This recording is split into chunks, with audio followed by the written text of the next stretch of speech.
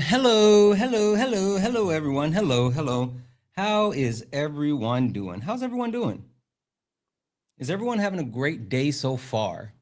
Welcome in, guys. Welcome in. As we get in, tap the screen, share the live, do all the wonderful things. Send your daily heart me. It's only one coin. It'll help boost the live and push us out to the FYP. Also, if we can knock out the daily gift goal a couple of times, that will help as well. Hello. Hi from, did you say New Zealand? It says 5 a.m. That's wild. That's wild. That is absolutely wild. I hope everyone's having a good morning. I haven't even finished my first cup of coffee yet, but I'm here and I'm ready. I'm ready. Tap the screen, share the live. Let's go ahead and get the likes up to 8,000 likes. I will then go ahead and open up the box. If you're a Trump supporter, get in the box. We are only looking for some debates. Only request up. If you are a Trump supporter, we are only looking for some debates.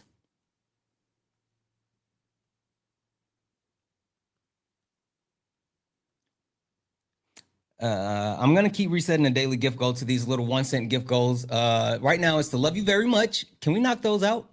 Can we knock those out, please? Please.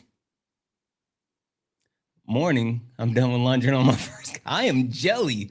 I'm jelly, Ash. If you're already on wine,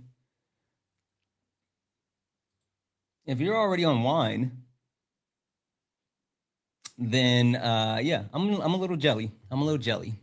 Anyway, guys, we're gonna go ahead and crank this thing up again. Tap the screen, share the live. Only request up if you're a Trump supporter. Let's get it. You stepped in the box. Now you're in the ring. Ain't no hugs here. You better take your best swing.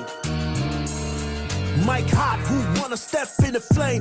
This ain't a debate, this a mind game. Facts type lies, get left in chain. One wrong word, get slapped out your name. This ain't TikTok T, this a war zone talk. No script, no filter, no safe walk. Bring stats who get scrambled like a glitch. I got fire in my mouth like I came from the pit. Yeah, step in if you dare. Truth hit hard like a punch in the air. Ain't no rules, no plan, no script. One wrong move, get cooked real quick. No cap, no shield. Better know your stuff or you get revealed. Step in, don't you wanna? Sparring with Santana. I don't care what you claim on your background. Facts only, if not, get clapped down. Whether you're left or right or you don't even vote. If your logic is weak, I'll sink your boat. Hey. You talk slick, but you ain't got source. Just vibes, that ain't power, that's force. I'm the test, the trap, the trip, the call. Hey. You slip once, I'm snatching it all. Yep. Yeah. Step in if you dare. You dare. Hit hard Like a punch in the air. Ain't no rules, no plan, no script. Yeah. One wrong move, get hooked real quick. No cap, no shield. No. Better know your stuff or you get revealed. What? Step in, don't you wanna? You wanna sparring with Santana. Yeah. Step in, yeah. You dare. Hit hard like a punch in the air. Ain't no rules, no plan, no script. Yeah. One wrong move, get cooked real quick. No cap, no shield. Better know your stuff or you get revealed. Step in, don't you wanna? You wanna sparring with Santana. Hey. Yeah. This ain't a safe place. It is not. This is flame space. It's absolutely a flame place. Sparring with Santana.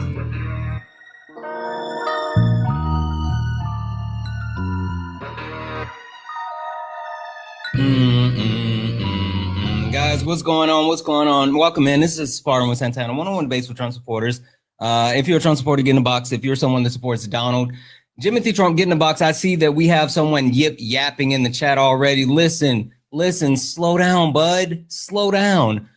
I have decorum. This is a real classy juke joint around here. Listen, I got velvet on the wall.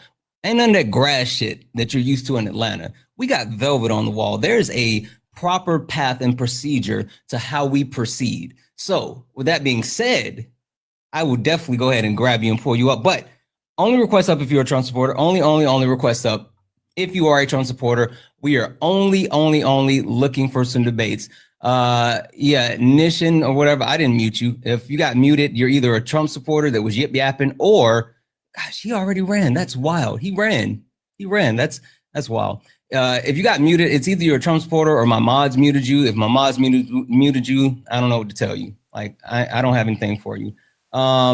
Is it Pupsky? Pumpsky? How do I say your username? Poopsie. Say it again. Poopsie.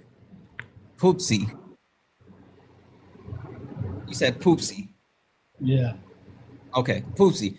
Poopsy, are you a Trump supporter? Yeah. Okay. You sound like you were a little bit hesitant. I'm a Trump supporter, but I'm not MAGA. So yeah. Okay. Okay. Wait. Did you vote for him in this past election? No, Who did you I vote didn't for? vote. I didn't vote for anybody. Really? Okay. Yeah. But yeah, howdy, partner. Is it? Can you vote? Yeah, I do. Actually, we were like, I was. If you ask me,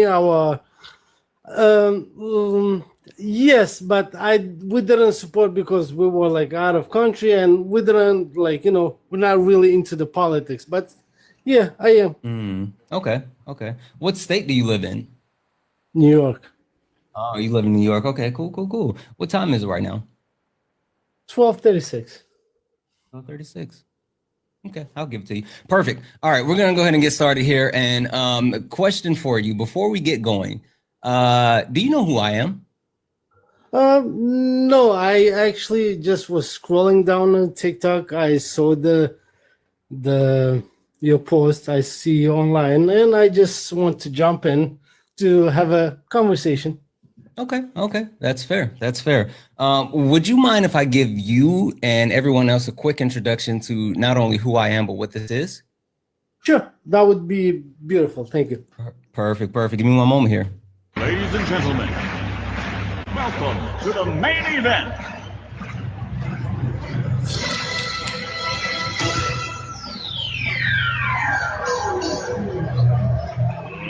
Let's get ready to rumble!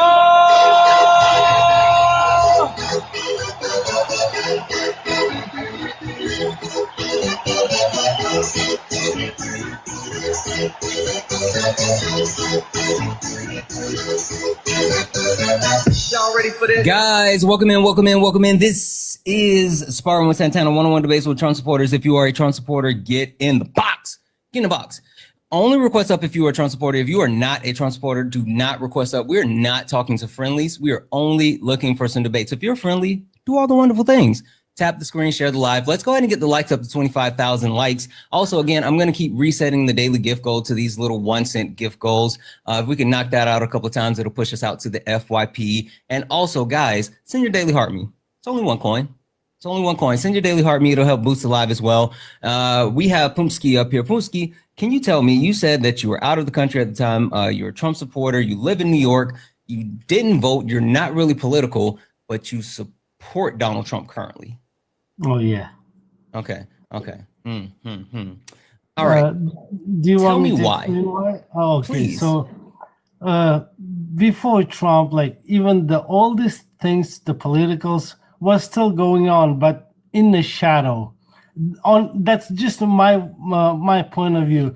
But with the Trump, everything starts coming out of the shadow. Like before Trump, I didn't even knew like the people were so racist. I didn't even knew that many of people like Pam Bondi, that Miller things. Like you see my point of view that all the new generation, millennials, like even some older folks, they start seeing the reality. Like they start seeing that everything was on the shadow. Like I know that all they doing the enriching themselves, but you see the changes needs like some kind of a sacrifice, and with the little sacrifice, like the people starts waking it up. Like a lot of people start seeing like with the Trump. Wait. Okay, so just to make sure I have this right, you support Donald Trump because he's basically exposing the corruption and the hatred of the people in the country. He's not exposing because of his actions. A lot of people feel free to Well, yeah. That's what I mean. Like him, he's get exposed, and him highlighting that. Every changes needs the sacrifice, and like I think this is the like big change for the millennials and the Gen Zs to see what's going on. Okay. Like that's my point of view. Like why I Okay. support, All right. Well, like, this is what we're going to do, because like it sounds like you don't necessarily support Donald Trump, but you are here for it because he's a change catalyst that's going to actually ignite some type of difference because of the negative reactions that's occurring from him. So like, exactly. cool. Yes. I hear you. That's not what I'm looking for. I'm actually looking for Trump supporters. So we're going to go ahead and drop you down, guys. Only request up if you are an actual Trump supporter. I mean, like, again, I'm not looking for this like in and around somehow mysterious shadow Trump supporter that, yeah, I support him because at the end he's gonna help burn down the system and da da da da. No. I want to talk to Trump supporters, the people that actually believe that Donald Jimothy Trump is doing something that's productive for the country. I want to talk to the people that actually get excited about what Trump is doing in the country. So if you're not someone that's excited about what Trump is doing in the country, if you're not someone that actually supports him today because of what he's doing, then do not request up. Sebastian, are you a Trump supporter? No, I love you, Santana. You are the best ever. Thank you. I agree with everything you say. While I appreciate the love and support, please do not do that. Seriously, guys. Seriously. I promise you, I appreciate you more than you can ever understand. And I really, really appreciate the love and support, but that does nothing when we're trying to get the live going, especially when we're trying to get some debates, especially when we're trying to get some people up here. Please don't do that. Please respect my boundaries. Seriously. I really appreciate you guys. I read the chat all the time. If you want to get a message across to me, you can put it in the chat. My mods will get the message to me. You can send, as a matter of fact, if you like to support the live, you can do so. Cash App, PayPal, Venmo, all the pay links and link tree in the bio. Santana speaks for you. Best way to support the live. If you're over on YouTube, you can send a super chat. I will read that out. I will literally read that out. And if you have a question, I'll respond. But guys, please, seriously, don't do that while we're trying to get the live going. Mama Guns, I just sent you a request. I muted you in the chat. I don't care about that weird Trump flag spamming stuff, whatever. Like, no one cares about you guys. You guys go into lives and you start spamming that and no one cares. Kesser, are you going to cry? I don't know. Maybe. I don't know, but I know what you're about to do. You're going to be quiet unless you actually put your big boy pants on and get up here. No one cares about what you have to say in the chat. No one does. What's up, dickhead? There we go. Kesser. So you said, am I going to cry? You sound like it, dickhead.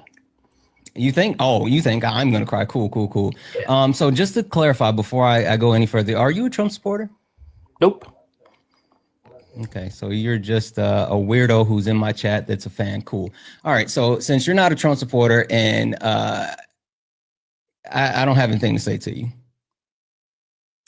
You're just a snowflake in the chat. So since you're a snowflake in the chat, you can yip yap from outside of the club. You have officially lost your First Amendment right. And if you want to get it back, you can't, because you're not even a Trump supporter. So there's that. Guys, again, only request up if you're a Trump supporter. Only request up if you're a Trump supporter. We are only looking for some debates and Trump supporters. I promise you, this is actually super easy. This is super easy, right? This is super easy. The only thing that you have to do is prove to me that you care.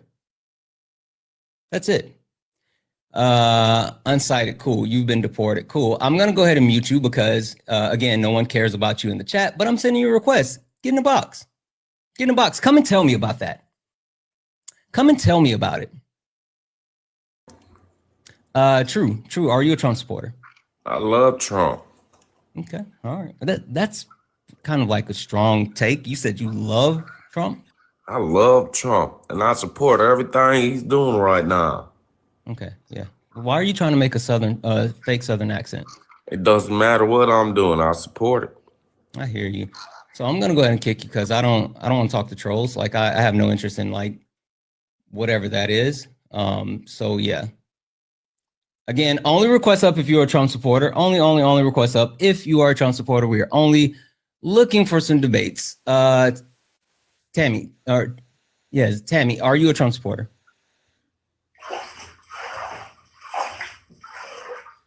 Tammy, are you a Trump supporter? Sounds like Tammy's taking a bath.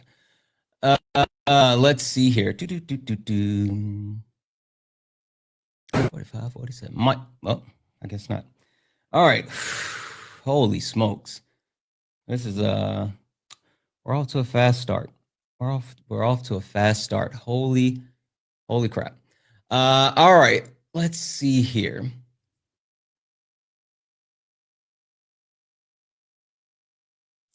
Where's I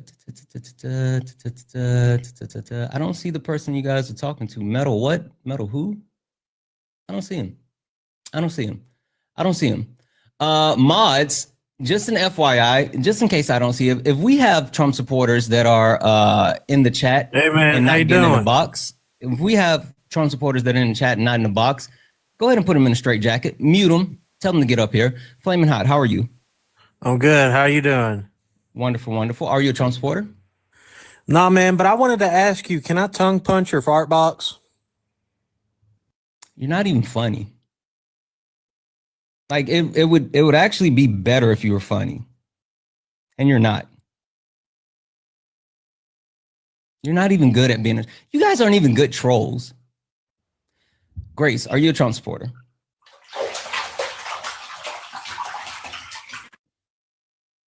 That's awesome. So you're the same person that decided to come up and like splash before. Cool. You guys are fucking weird. And you know what's funny though? Like the thing about Trump supporters being weird is that's all you guys have. Like literally, that's all that you have. It's wild. Connor, are you a Trump supporter? Nah, I voted for LeBron.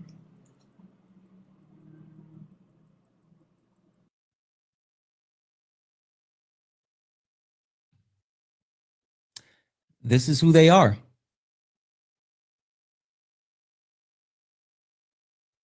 This is literally who they are.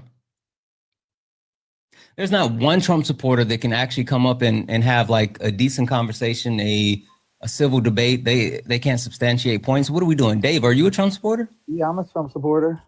Okay, are you going to do something weird or like the rest of them, or are you actually here? I don't know what kind of weirdos you're finding on here, but I Have you heard them? I haven't, but I didn't study political science, but I voted for Trump. Okay, I mean that's cool. I'm just talking about like the last couple of people. Let me ask you a question. No, that's not how it goes. Hold on. Okay, then you ask me a question. Ask me a question about Trump. Then you ask me. Sure. I got it. All right. First and foremost, ridiculous ones. No ridiculous, educated ones. Like maybe how many wars have he stopped? How good is he doing with the go ahead, ask me something. No. See, I have a different premise, Dave. All right, Dave. This is what I actually need from you. I just need you to prove me wrong, right? And when I say prove me wrong, it's because I think that Trump supporters don't actually mean the things that they say. I don't think you guys actually believe the things that you say. And I have a couple of things that I point out specifically. I talk about the fact that you guys don't actually care about Antifa, DEI, the border, the Constitution, or America. Like I feel like you guys use these things as a talking point. And Dave, I'll give you the floor. Can you actually prove to me that there's anything that you say that you support when it comes to Donald Trump and you actually mean it? Of course. I stand on it right now. Number one, right? Number one thing is, right, well, what's going on right now? Is we just allow people to come over here, right, and just run for office, right? We got Muslims coming in here from other countries running from offices. How do we know they didn't come from other countries? Wait, so I guess how do we not know that they're not being infiltrated by other countries, right? To do us to infiltrate us and ruin our government and ruin our country. America am I wrong? Is America the greatest country? Well, hold on, you already had. Hold on, Dave. You got to slow down. You got a lot of questions. If you're gonna ask a question, I got to be able to answer it. Yeah, I apologize. I'm not real good at but I try to hear you out. Yeah, no, you're fine. I mean, I'm gonna give you the floor to speak. I just want to be able to, if of course, if you ask me a question, I want to be able to answer it. So to start, when you started talking about Muslims coming into the country, I'm assuming that you're talking about Zoran Madani. Is that accurate? Exactly. Okay, all right. So Zoran Madani is a citizen.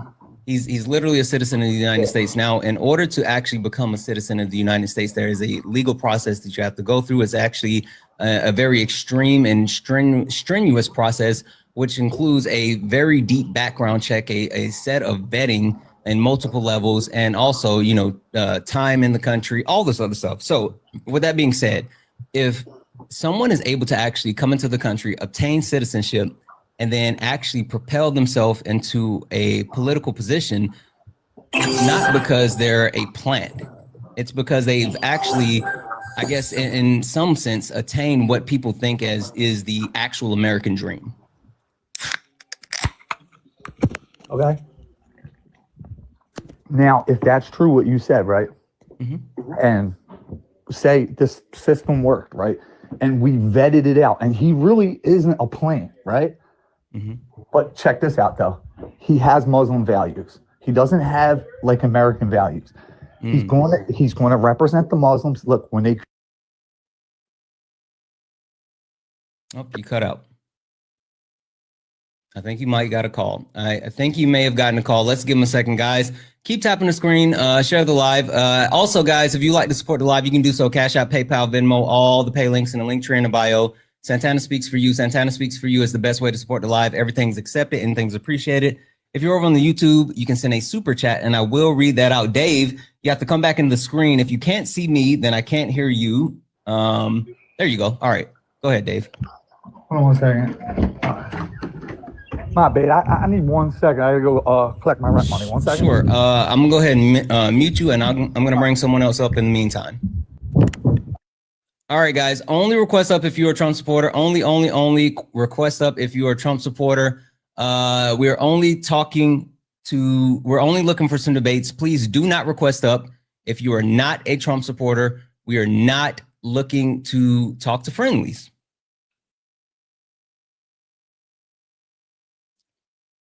Okay, let's see here.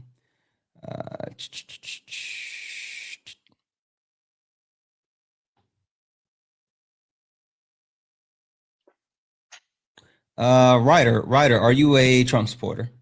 Yeah.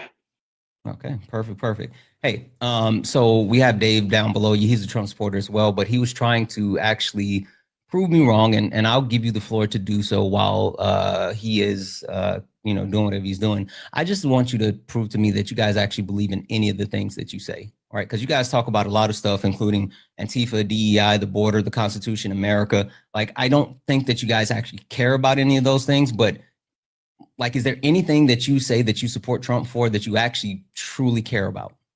Yeah, so I mean, I think first it's really important to define like what I actually believe, because although, yeah, I do support Trump, I voted for him.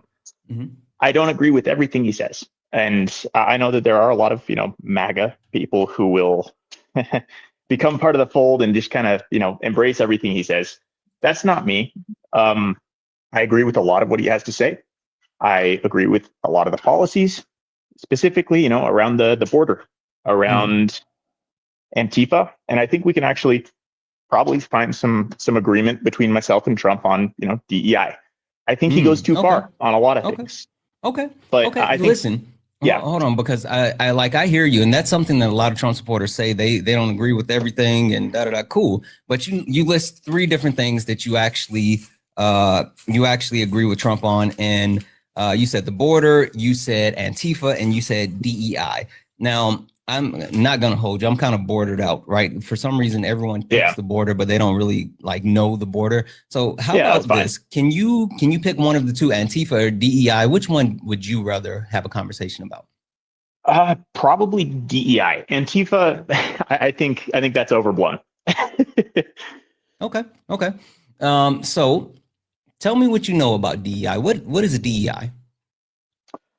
DEI is you can define it in a couple different ways. Ultimately, it's the goal to get more balance in the workplace. And I think the actual goal itself is worthwhile, because I do think that groups have been underrepresented in the past. However, I do feel that the execution of it goes too far a lot of the times. And we can take, specific examples like American Airlines trying to get 50% of their pilots as an underrepresented class, which what that does is it just lowers the standards across the board. Even if they still have standards, you're now hiring somebody who, although technically they may meet the minimum bar, they are not as qualified as somebody else who has more qualifications, who has more experience. Therefore, you are lowering the bar. Okay. I have questions, but I'm going to hold my questions for now. Or you know what? I'll go one at a time. Okay. I guess the one important one that I want to get across before we like go too far. What is DEIA? The Administration of Diversity, Equity, and Inclusion. Is that what you're talking about? DEIA. Okay, well, let's define that then. Yeah. Well, so DEIA is the actual term. The reason why I have DEI on the background is because it's kind of a litmus test, right? It's a see if you can get past this before we go too far, right? Yeah. People use the term DEI because they don't know what DEIA is. Diversity, equity, inclusion, and accessibility is what the actual term is, and it's not what people believe it is. So DEI has been cultivated. It has an etymology. We can get into that later, but I guess the first like point that I have to get across in like saying you don't care is if you don't actually know what DEIA is, isn't that an indicator that you haven't actually taken the time to fully research and understand what you are talking about when you bring up quote unquote DEI? Well, there's a lot that comes up when we talk about DEI. DEI is just something that's been used to categorize a lot of different initiatives, such as affirmative action, it is though. See, but that's the problem. People try to, I won't even call it conflate. People try to misrepresent DEIA as affirmative action when it's two separate things. And so people don't know that, but they think that it's really what they think is that it's all about Black people or specifically minorities. And so they just, they bunch it all up when they're separate entities. Yeah. I think it's important. Let's make sure that we define it as, let's make sure that we have the same definition before we get ahead of ourselves. So what do you define DEI as? Well, first of all, I don't define DEI as anything. The actual practice of DEIA is a practice of trying to remove biases in order to establish a more balanced approach when it comes to either a workforce or just a actual society as a whole. So it's actually just giving people the ability to highlight their merit and removing the biases based off of race, sex, religion, ability, things like that. And when I say ability, I mean people with disabilities. That's why the A is there. So it's literally a merit-based system to remove all those biases in order for the best person to step up. Okay, so let's go back to the example I've provided with American I'm going to Airlines. debunk that, and I'm going to debunk that in just a second. Again, I didn't want to go too far, but you're wrong. But go ahead. Okay, well, I just want to start on a common place. DEI, DEIA, whatever you define it as. It's not defining. It's literally DEIA. I'm not defining it, and I can tell you why you keep saying DEI, but it's DEIA. Before you go to that, would you like to know why you keep parroting the word DEI? Well, tell me why I keep parroting DEI, and then tell me where DEIA comes from in the first place. Sure. DEIA is the actual term. It's not that it just came from anywhere. It's been DEIA for a very long time because, again, it encompasses people with disabilities, right? Because DEIA is something that actually benefits everyone. So, yeah. But the reason why you keep parroting the word DEI is because it's a racist talking point. It's a trope that has been utilized and weaponized by especially people on the right, especially Donald Trump. And it's a trope that is specifically targeted at Black people. Think about it. When people say, oh, they're a DEI candidate, they call Kamala Harris a DEI candidate. They call Ketanji Jackson Brown as a DEI pick, right? They're specifically talking about Black people and trying to downset Black people for their actual accomplishments. But Did you know that DEI has an etymology? Everything has an etymology. Sure. So let's run through it real quick. DEI, before they were using the term DEI, they were using the term CRT, critical race theory, right? Yeah. And so before they were using critical race theory, CRT, they were using BLM, Black Lives Matter, right? Yeah. Well, the reason hold on, not done. Before they were using the term Black Lives Matter, they were using the term thug. Before they were using the term thug, they were using the term boy. And before they were using the term boy, before they were using the term boy, they were using the N-word. And what I'm trying to get across to you is the people that continue to parrot DEI today and specifically try to use it to weaponize it against Black people that they feel like are unqualified or get things that they don't deserve. It's simply because they want to use the N-word and they can't do it in public because of consequences. So I gotta disagree with you there. You actually parroting DEI is just a racist talking point. It's a white supremacist trope, whether you know it or not. Go ahead. I gotta disagree with you there. I think you're blanketing a large group based on how some people use it. Yeah. Do I think that DEI is overused and overconflated within the right wing? Yeah, it absolutely is, and it is used for racist means by a lot of people. However, let me tell you my experience. Okay, about 10 years ago, 11 years ago, when I was in high school, I had to take a few more progressive classes. I grew up in Washington State, just so you know. I had to take a few progressive sociology and like race-based classes in order to graduate high school. So I have seen these things in person. And these are the terms that were used by them. This is 10, 11 years ago, right? Not once was DEIA brought up. It was only DEI and affirmative action, which were it defined. And how they were defined to me is that, yes, we have groups that were misrepresented, that were wronged in the past, and who are underrepresented currently. However, we are going to increase our targets in order to make up for it. It's a way of reconciling with the way groups have been treated in the past. Now, got it. That is from the classes that I learned in high school in Washington State. So when you let me actually these address things don't exist, don't go too far. For a while. No, don't go too far, because I want to directly address that, because I don't want to say that the things that you may have learned in the past aren't the way that things have that they were initially rolled out, right? And also, I don't want to shit on your 10 years or whatever, but I know the actual phrasing of DEIA has been around for at least 20 plus years. But the point that I'm trying to get across is not that the original intention of quote unquote DEI was a racist trope. What I'm telling you is that it's been cultivated by people on the right and weaponized as a racist trope today. And so people don't fully know what DEIA is. And so when they hear it, it comes from the etymology of the words that I told you about. So again, I'm not saying that at the beginning, when people were saying DEI, that's what they meant. But I'm telling you, as of today, that's what they mean when they talk about it.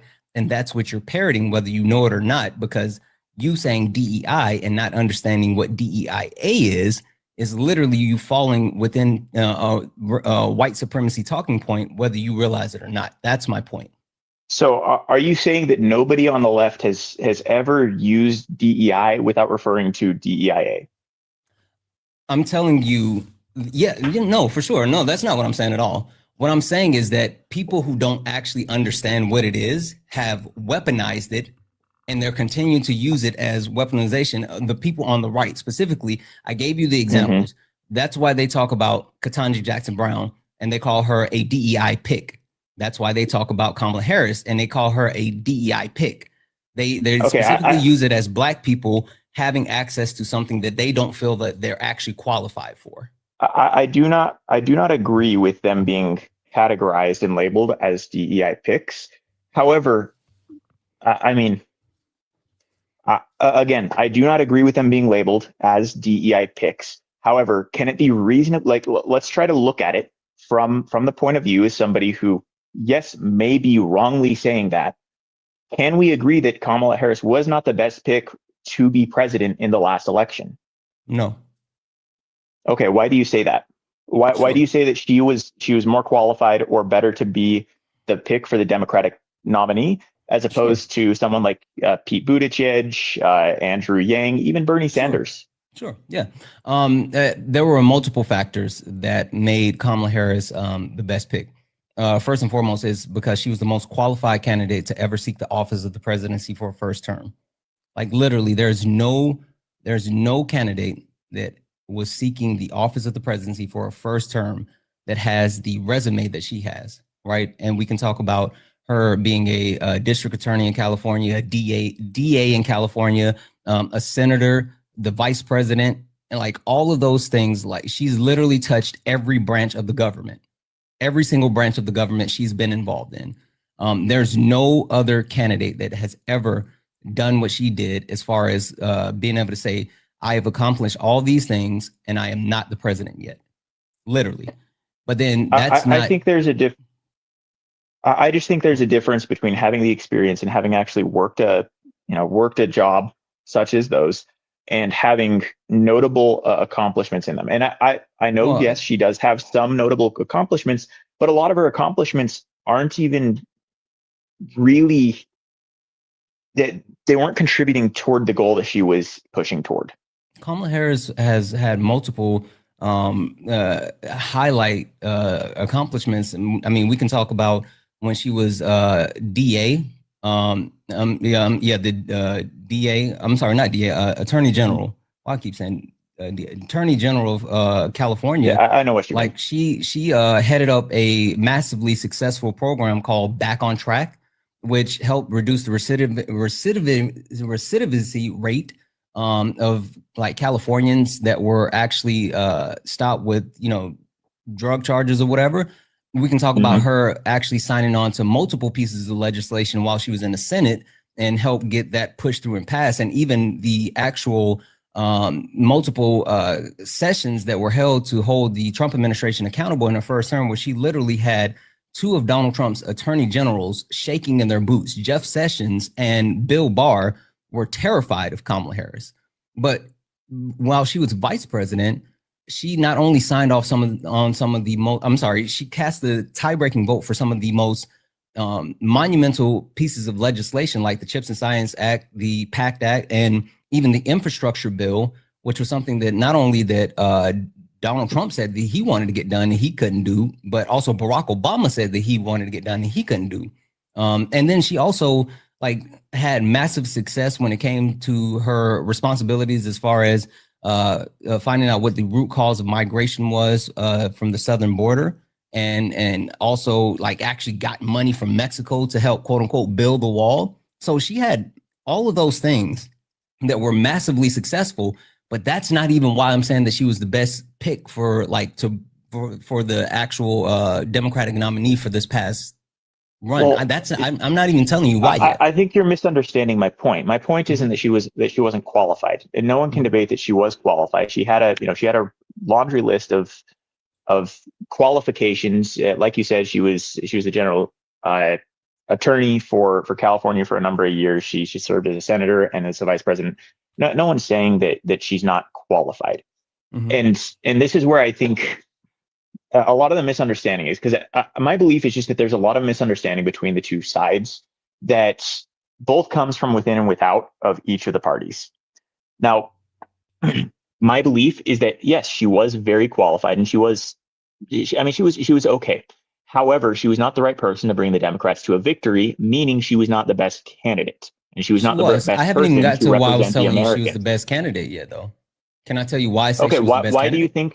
Why do you think she was better than Bernie Sanders, Pete Buttigieg, or Andrew Yang, who all had more favorable dispositions from the Democratic voter base? Why do you think that Kamala Harris deserved the nomination when she had a 60% unfavorable rating from her constituents. That's not true, but we can talk about it.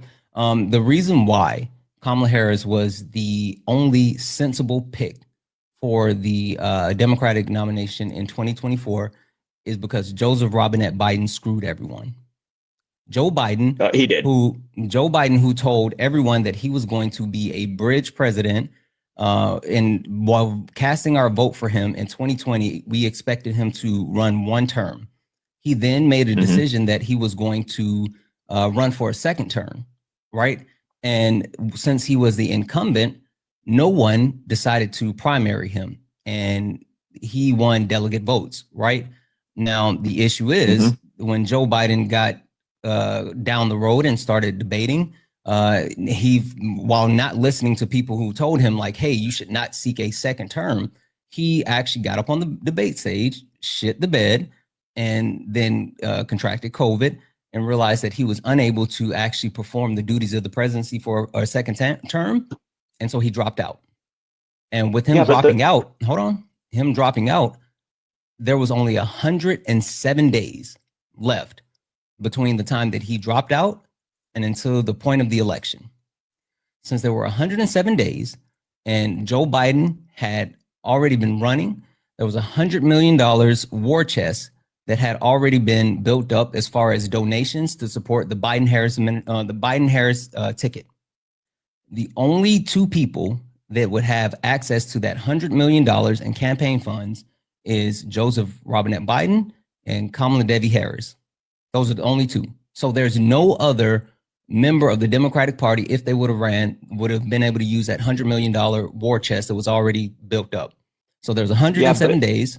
No, I'm not done. 107 days, a war chest that only two people can access. And then from that point, everyone else started looking around. Pete Buttigieg looked around. Gavin Newsom looked around. Bernie Sanders looked around. Everyone realized that there is no way that they could win an election against a candidate who's been running for presidency for over 9 years. Donald Trump has never stopped running for president.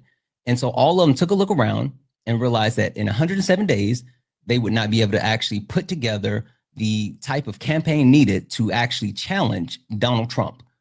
And since they realized that they couldn't do that in 107 days, and just like Kamala Harris couldn't even do it in 107 days because she didn't have the ability to set up her own team, right? She had to inherit Joe Biden's team and even his headquarters that was in Delaware in order to continue to run the campaign on the fly. And even with picking like a vice president, it was such a truncated process for picking a running mate. So the point that I'm making is no one else had access to the money, no one else had the time, and no one else had the infrastructure to actually run as president for the Democratic Party.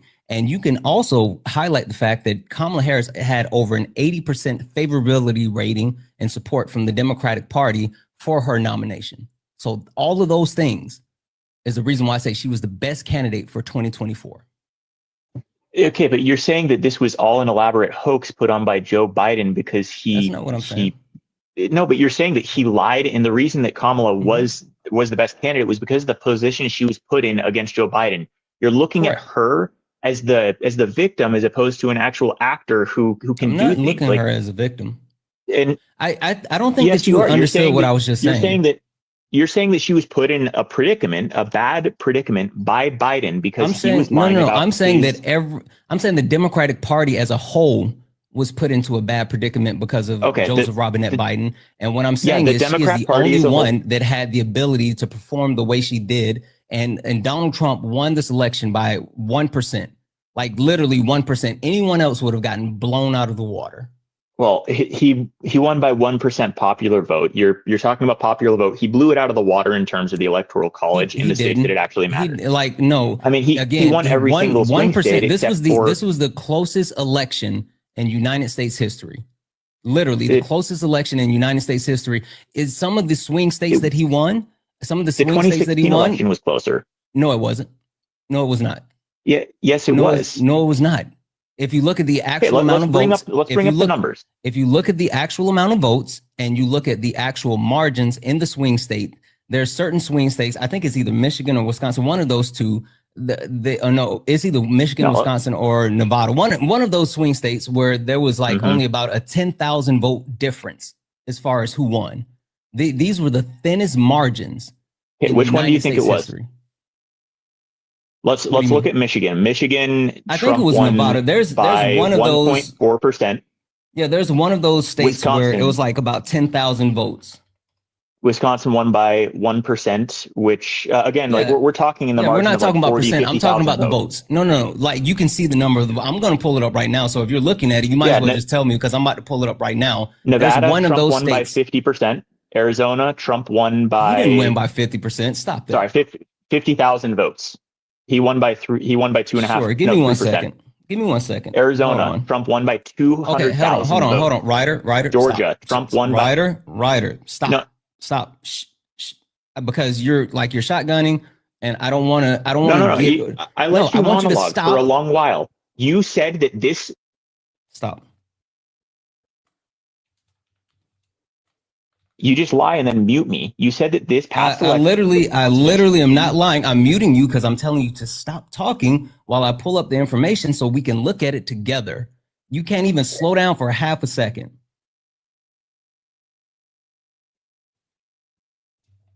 All right. So I have it here.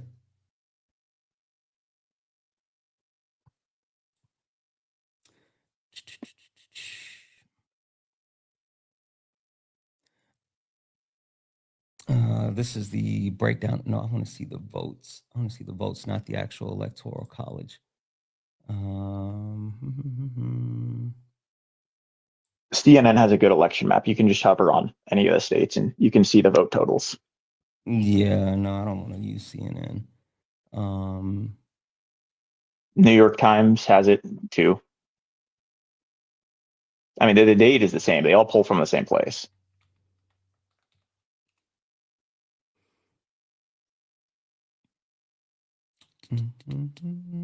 Okay. All right. I have the data. Let's see. Like right up. You can ask me about any state.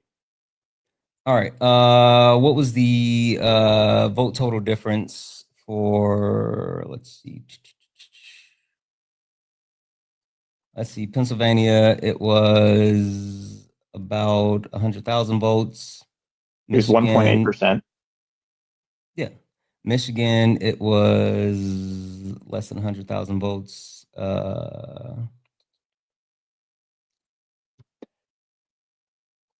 Okay, what here? Wisconsin is, how many votes is that total? Let's see here. Wisconsin. 166.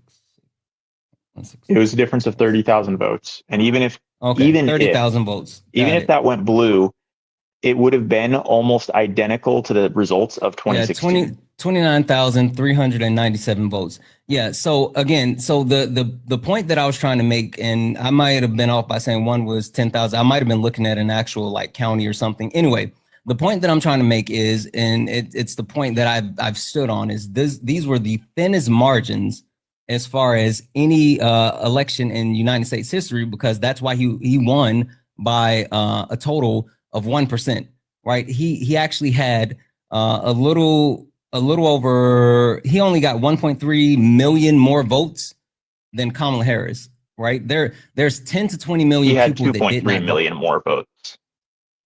You're right. I apologize. 2.3. I apologize. 2.3 million more votes than Kamala Harris. But there's 10 to 20 million Americans that actually did not vote.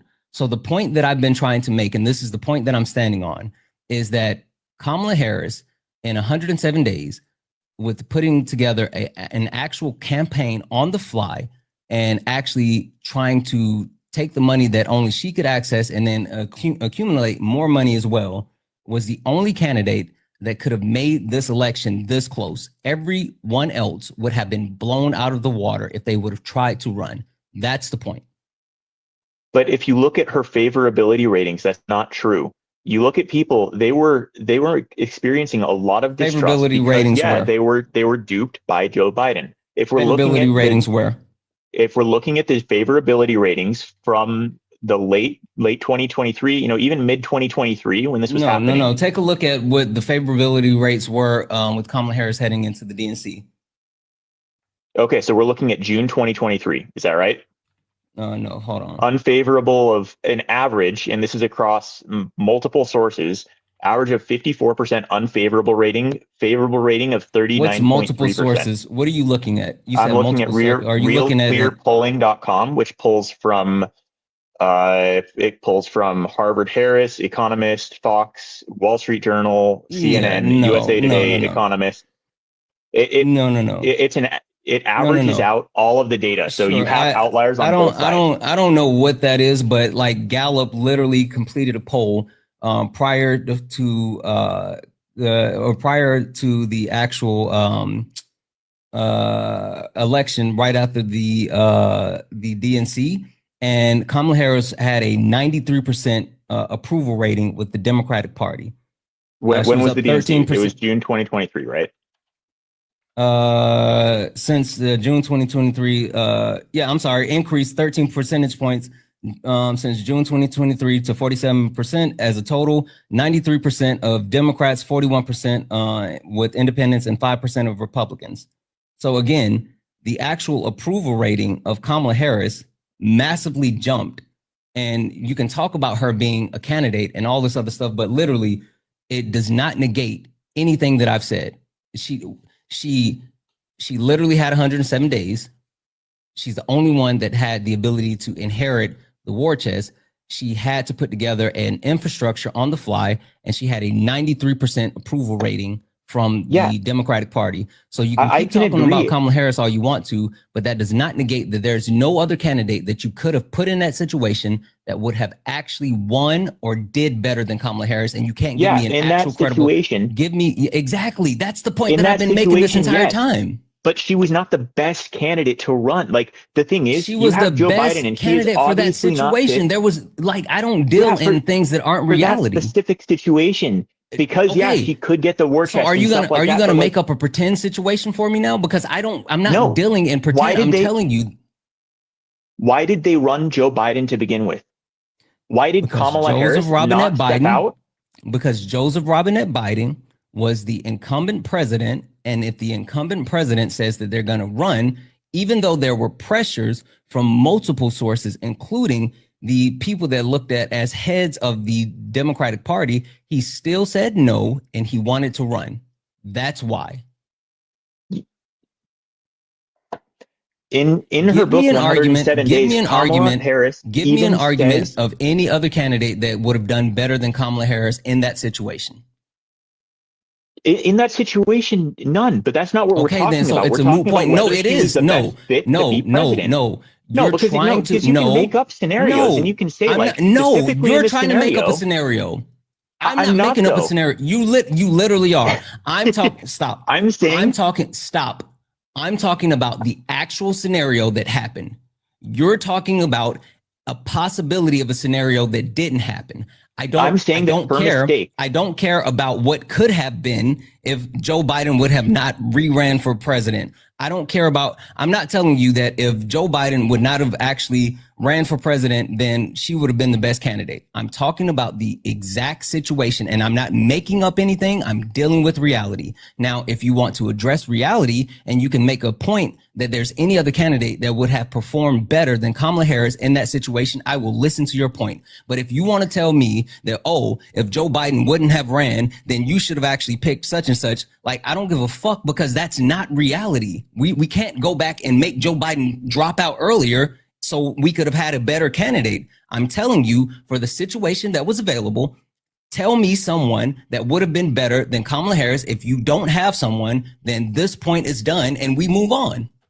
Okay, let's return to the premise of why this was brought up. This was brought up because of DEI. Kamala Harris was said to be a DEI candidate, okay? And again, I do not agree with that claim. And my point was that she was not the best candidate to be president, okay? I never said that she was not the best qualified in those circumstances or anything like that. I just said that the situation played out to have her be the best candidate available, okay?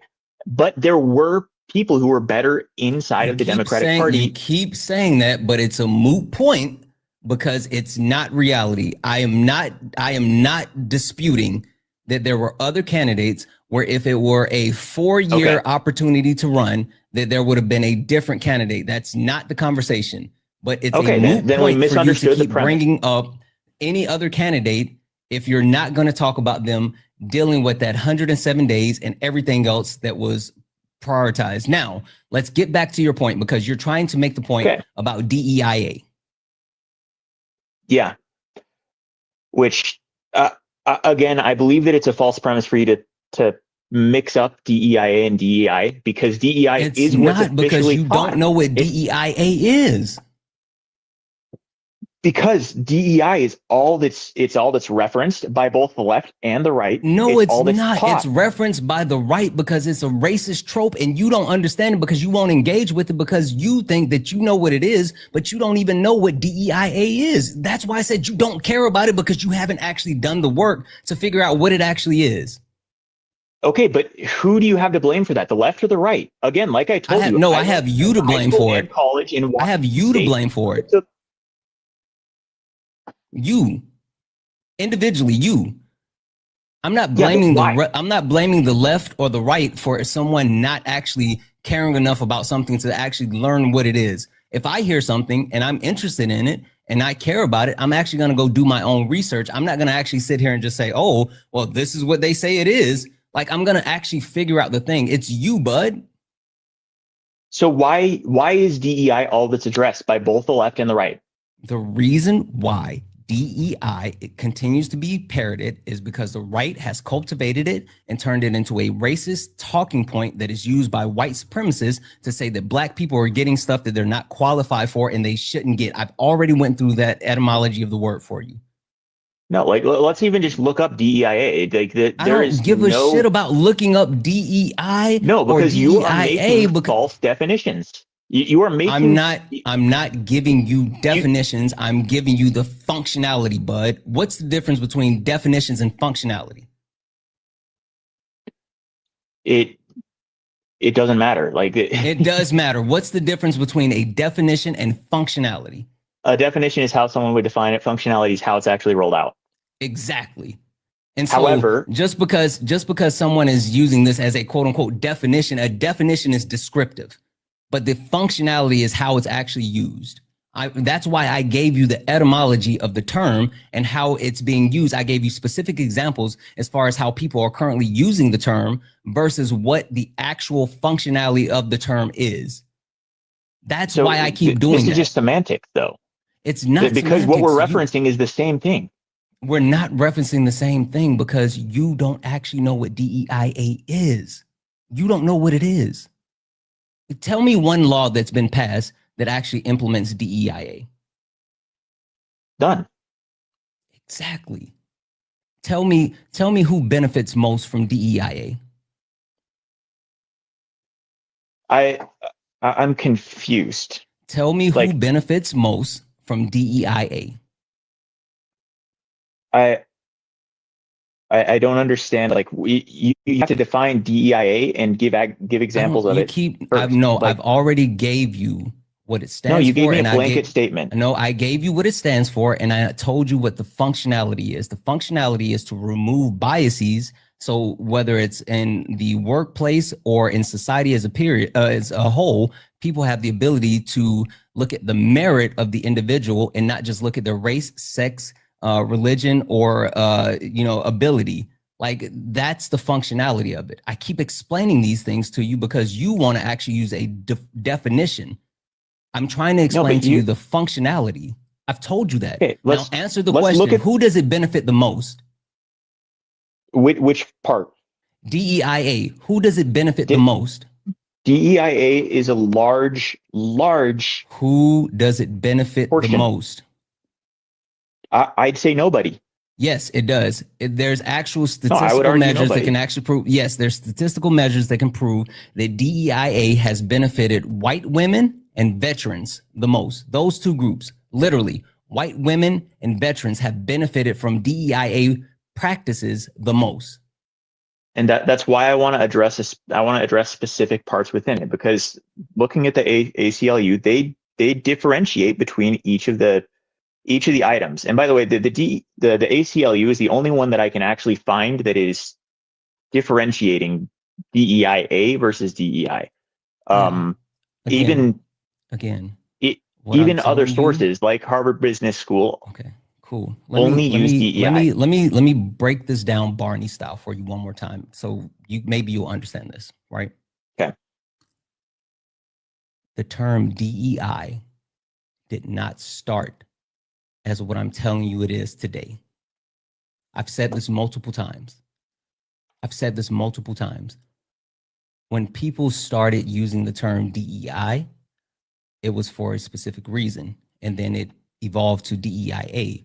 But even more than that, today, it has been repurposed by white supremacists, and they weaponize it as something meaning Black people don't deserve, or Black people aren't qualified. So I'm not talking about, you literally gave me the anecdotal example of when you learned it 10 years ago. And I'm telling you, it's not about when you learned it 10 years ago. It's about how it functions today. That's why I gave you the etymology. I don't care about the definition. I'm talking about the functionality. That's why we went through all of those things, but you keep trying to hang on to a definition and how it started. I'm not talking about those things. I'm talking about where it is today. So now I want you to sit on that for a second. I got a couple of people I need to thank. I need you to sit on that for a second. W's in the chat for me, myself, Feeney, I think it's Feeney, who sent a $5 donation saying, thank you for the education on the etymology of DEIA. Of course, thank you so much. W's in the chat as well for me, myself, Feeney, who said, ask him to name three things she was known for. Yeah, I've already given it to. I apologize. I went too far. W's in the chat for Feisty. Hey, Feisty, who sent a $25 donation saying, Feisty says whatever you want. Exactly. Whatever you want. I appreciate it. W's in the chat as well for Sophie, who became a member over on the tube. W's in the chat for Sophie. W's in the chat for the other Discussion veteran who sent a $10 super chat to say, veterans and disabled veterans are DEIA hires. If you would deprive us of jobs due to our would you deprive us of jobs due to our ignorance? I thought the Groypers supported and loved their veterans. I roll. W's in the chat for the other discussive veteran. And also, W's in the chat for Rocky, who sent out 5 membership subscriptions over on YouTube. Guys, I really appreciate you guys for all the love and support. You guys are fucking awesome. If anyone else would like to support the live, you can do so. Cash App, PayPal, Venmo, all the pay links in the link tree in the bio. Santana Speaks for You. Santana Speaks for You is the best way to support the live. Everything is accepted. Anything's appreciated. If you're over on the YouTube, you can send a super chat and I will read that out. Guys, keep tapping the screen. Let's go ahead and get the likes up to 200,000 likes. Also, if you look up at the top and you see the word follow, hit that follow button. This is the main account. Hit that follow button, but this is the backup account. We're live on the main account today doing debates. We might be live on the backup account later doing debates. I'm bouncing back and forth. So if you guys want to know, if you guys want to catch the debates, make sure you follow both accounts. Hey, what up, Joey? Make sure you follow both accounts and you turn on notifications. All right. Can we get back to the premise as far as why you think that you actually care about DEIA? Because so far, I'm not seeing why you care about it. Can we redefine what your problem is with DEI/DEIA? It sounds like you actually have a more problem so with have a problem. DEIA. I have a problem with people using the term DEI because 1, they don't know what DEIA is, and 2, it's a white supremacist talking point, whether you're wittingly or unwittingly using it. That's my problem. Okay, so it sounds like to set a premise for it, your problem is the misusing of the term by radicals. Yes, radicals on the right, by extremists on the right, and that's your primary. It's not the misusing it. They're specifically using it. They're intentionally using it. But I don't have a problem with DEIA. It's the way they're using it. And this whole point is not me saying that I have a problem with anything. It's saying that I don't think that you guys care about the things that you talk about. And one of the things about caring about the things that you talk about is actually knowing the things that you talk about. And so far, you have not proven that you actually know anything about DEIA. So I still stand on my premise that you don't care about it. No, because the entire premise is flawed then. Because if you are saying that, you're saying two different things. You're saying that you have a problem with the way that DEI is handled. And I agree. I think that a lot of people on the right, and I think that most of the people on the right, I'm not saying that I have a problem. Stop it. I never said that I have a problem with how it's handled or how it's used. I'm telling you, this is how they use it. No, because you're saying that I don't care about DEI because I do not, because I did not know the term DEIA. I'm saying that you don't. Okay, tell me what you actually know about DEIA. That's why I started. The first thing that I asked you, I was like, tell me what you know about it. You still haven't actually told me what you know about it. Tell me what you know about it. No. It's four concepts. It's diversity, equity, inclusion, no, I don't care about the concepts. Actually, tell me what you know about it. Be specific. You're not being specific enough with the question. You're giving me a question that's pointed like in 180 degrees. Okay, cool. Let me define it, or not define it, but let me refine it. In order to actually care about something, you have to not only know the quote unquote definition, but you have to know the functionality. You have to know the practice of it. Have to know the benefits and also the negatives when it comes to it, and you have to understand the actual statistics behind what is being put in place. I care about my LA Lakers, and I would never say that I care about my LA Lakers if I can't tell you what their record is, who's their leading scorer, what's like how we perform in the postseason. When's the last time we won a championship? I know the ins and outs of my LA Lakers. So if you're saying that you actually care about DEIA, then I would like for you to tell me about the ins and outs of DEIA. And then I would like for you to tell me, after you fully demonstrate that you know what it is, why you agree with Donald Trump as far as getting rid of it. And it would need to align with your understanding of DEIA, because Donald Trump's understanding of DEIA is DEI. Okay. So let me start this by differentiating DEIA from what I think a lot of people on the right understand as DEI. Okay. DEIA, yes, is trying to set a higher standard for inclusion in the workplace. That was primarily its function, but you can trace its roots all the way back to the Civil Rights Act, which obviously not gonna nothing against that. I think it's great. However, what most people on the right are talking about, and you can debate whether they use it in a racist way or not. What most people on the right are most concerned about is the radical implementation of policies such as affirmative action or DEI policies at companies. I have to stop you. I'm going to let you finish, but please stop using affirmative action as DEIA. They're two separate things. Affirmative action has been outlawed and strucken down by the Supreme Court. They're two different things. Stop conflating those two. You can finish, but they're not the same. Okay. Policies similar.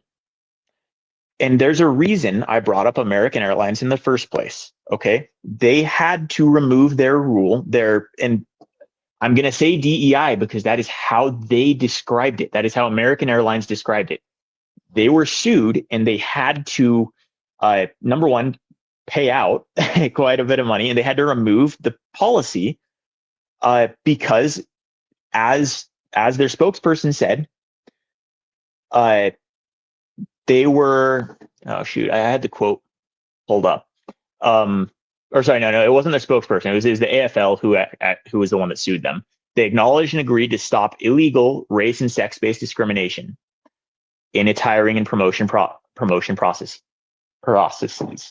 Now, those are the policies that are being addressed most of the time with DEI. When we reference DEI, whether or not that is how DEIA is intended to be implemented, I'm open for debate about that. And if we can have like an actual civil conversation about how it should be implemented, that's fine. But what I do not believe in is I don't believe in hiring quotas. I don't believe in in having a specific number that you need to reach of people of specific races or backgrounds, whether they're veterans, whether they have a different skin color, whether they're men or women. I believe that everybody should be evaluated on the same standards. And yeah, I understand that the goal of DEIA is completely different than how it's implemented a lot. However, there are companies, especially like in the 2016 to 2023 era, that were putting these practices into effect very commonly. So although, yeah, I didn't technically, know DEIA, and that, that's kind of the goal that you're striving for, every time that it has been implemented, every time that it is taught in business, in different companies, it is referenced as DEI. And every single time that it's referenced, it only has negative consequences when it is implemented in the companies as so. Like, okay, so you're wrong. That's my stand. You're literally wrong. You're literally wrong. You're wrong on a lot of things. I'll let you finish speaking, and you were wrong about so much shit. First and foremost, American Airlines, the reason why they end their DEIA program is because they were sued by a right-wing back group, American First Legal, who said that they were specifically targeting candidates who were women, right? And trying to actually bolster the ranks of women. Now, when it comes to any type of pilots that are pilots of any airline, they still have to actually meet the FAA standards of piloting. These standards have never been lowered. It's never been lowered. So if you are a pilot, it doesn't matter if you are a man, woman, your race, your religion, and none of that matters. If you actually are someone who is a pilot, then you have passed all of the same standards that were set forth. Now, if they want to actually see about getting more women pilot, if they want to push an initiative to get more women pilot, more black pilots, sure, that's fine. But they're not changing standards in order to get more people. And they were not actually turning away white men to say that we don't want you as a pilot because we're looking for black people. Literally, what they were doing was putting a focus on trying to find other people and bring them in as well. They never took away from white men. They just wanted to actually expand the pilots. They were sued because they didn't have a special program that targeted everyone, where they had a special program that targeted women. So your premise that these standards were lowered is absolutely incorrect. Also, I would argue that. Also, can I address your point? Let's go one point by point. Also, no, I want to finish going through all the things that you said. I sat there and listened to the things that you said. I want to go through it. Yeah. Also, the actual implementation was a initiative that was brought on by the company themselves. This was not something that was mandated by the government, by a law. Any and every company that engaged in any type of DEIA practices did it willingly. That's why they can get rid of it willingly without having to have any type of pushback. So American Airlines ending their DEIA program was specifically something that they decided they wanted to do, right? It wasn't. They were ordered to. No, the courts did under not executive order. No, it wasn't. 11246, federal contractors are prohibited from discriminating based on race, color, religion, sex, or Donald Trump's national origin. executive order is not the thing that actually caused this happened. American Airline actually it was upheld by judges. Yeah, I don't care. American Airlines, this actually happened for American Airlines. They got rid of it in 2024. In 2024, Donald Trump didn't sign that into the EO until 2025. Yeah. So again, it's not, but they got rid of it because they want to. And there's still other companies that uphold their DEIA initiative. So like the executive order that was quote unquote signed into law did not make anyone actually have to stop engaging in DEIA practices. You're wrong. Executive Order 11246 was signed by President Lyndon B. Johnson on September 24th. You said it was signed by Trump in 2025. Say it again? You can't Which one? Hold on. What? Say it again? Executive Order 11246. Was signed by who? LBJ on the 24th of September, 1965. Sure, give me 1 second. EO what? 11246. 11246. 46. Okay, I apologize because I thought you were talking about the most recent one that Trump actually signed in the order. So you're trying to talk about the executive order that was signed by no. Lyndon So the B. one Johnson. Trump signed the one Trump signed extended it to subcontractors of federal contractors. Actually, no, it didn't, because subcontractors appear to be covered by that. I don't know what the one Trump executive signed order was then. number 11246 equal. What just happened? You said what, Erica? Oh, I'm sorry, soccer. I just wanted to come out really clear about Yeah. quotas because he's misstating information. Okay, go ahead. So sorry, I'm soccer. I'm a soccer parent. Okay, I'm a soccer mom. Oh, so here's the thing. Was you're wrong in regards to quotas. DEIA never had any quotas. It's never been about quotas. All right. So that's the first part. The next part is that you keep conflating DEIA with affirmative action, and I've said myself, it a million along with times. everyone else in the chat, and Santana have been trying to tell you. That's why you don't know exactly what it is that you're talking about. So with that being said, racial quotas have actually been outlawed, so made illegal, unconstitutional per the 14th Amendment since 1978.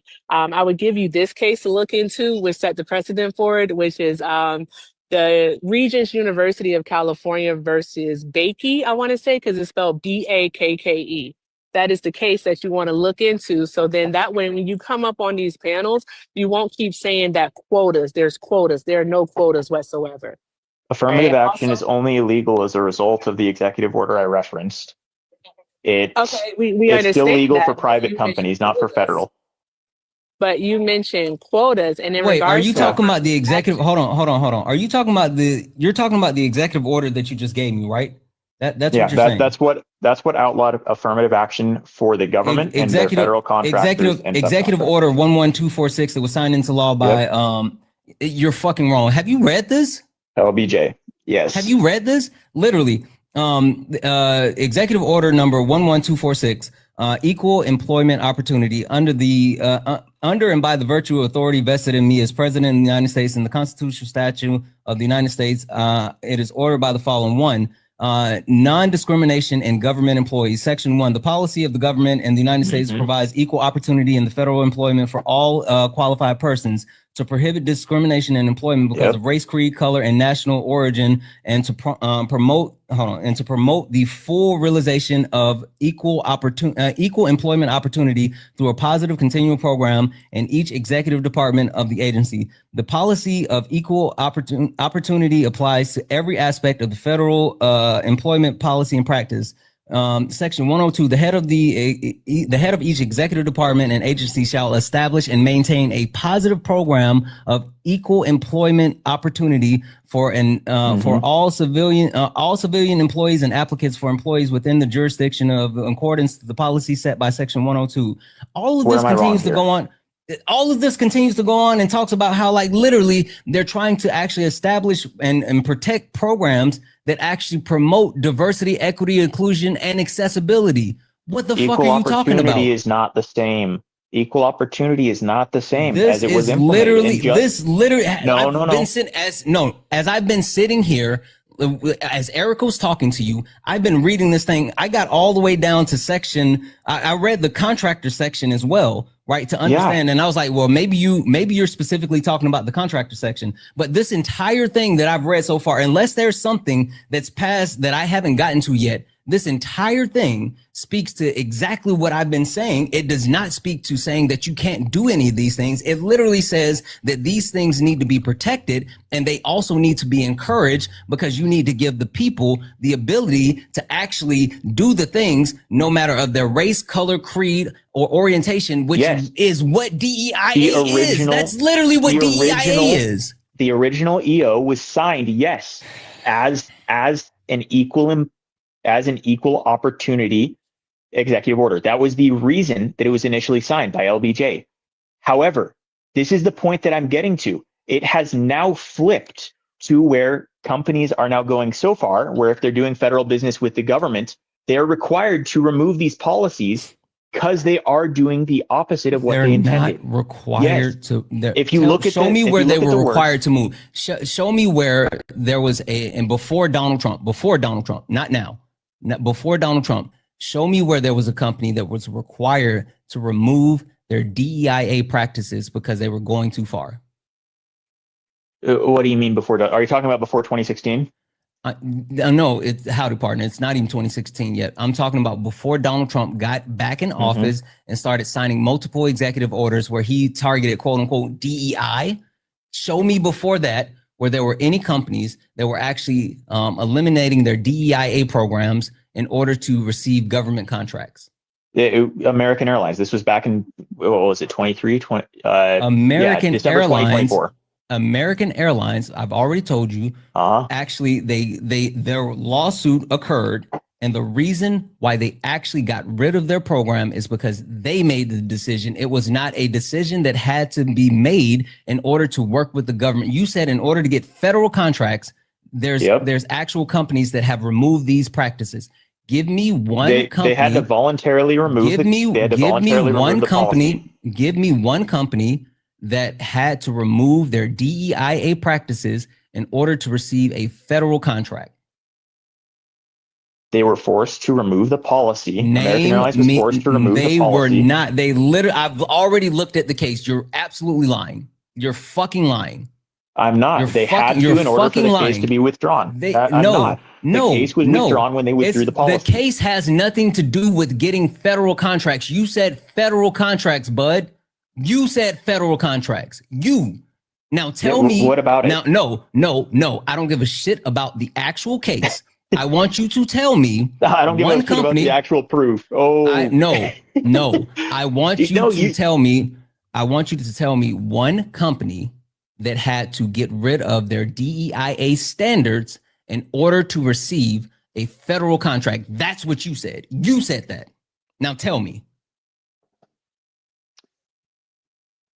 I already named you American Airlines. American Airlines did not have to actually get rid of their DEIA program to get a federal contract. That's not what happened. They withdrew the policy. Can I ask a question? Just because they withdrew their policy did not mean that they needed to do it. Okay, show me where that is. Show me where anyone within the federal government told them that they had to actually withdraw their program in order to receive federal contracts. They received a settlement with AFL. AFL was to drop the case, which if the case had gone through, they would have lost all federal funding. Yeah, that's a supposition. Can I ask a question? No, I'm not going to hang Go on. ahead, Jeff. I'm going to ask a question. Can something be voluntary and forced? In the case of settlements, yes. No, wrong. If AA did not drop the policy, the AFL would have continued the case. That's called a settlement. That's not a force. If the AFL had continued with their case, then you can say American Airlines every time that Donald Trump, funding? hold on. So you can say that every time Donald Trump settled a case, he was forced to do so. I'd say it partially, yeah. If he did not want the consequences, then yes. There's many reasons for settlements. Wait. What's the consequence? Okay.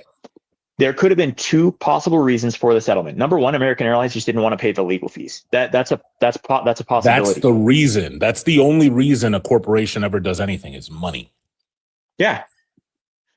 And in this case, there's two possibilities for where that money would be coming from. Either they're paying it as a result of legal fees, which honestly, in the grand scheme of things, is not that much, or as a result of lost federal contracts. Wrong. You're proving my point. Because if they hold on, they agreed to do this in December.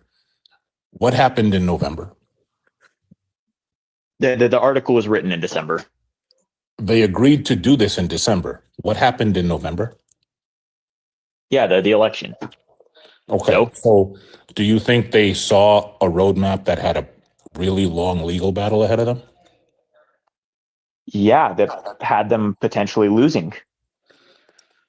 So they saw the political writing on the wall. Not that they were forced. They said, hey, this long legal battle, win or lose, is going to cost money.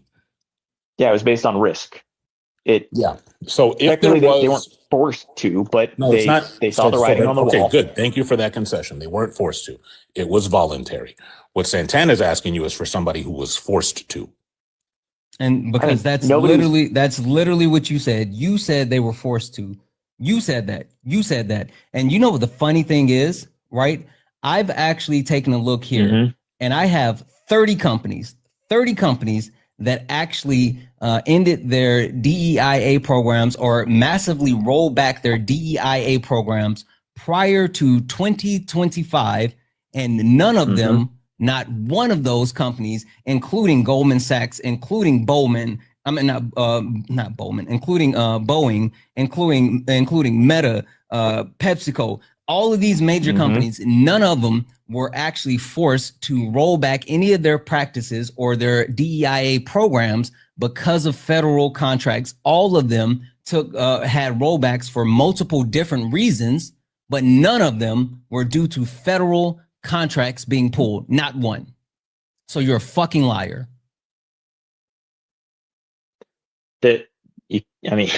You can't prove that it's not because of federal funding. It literally has the information right here about the reason why they pulled it back.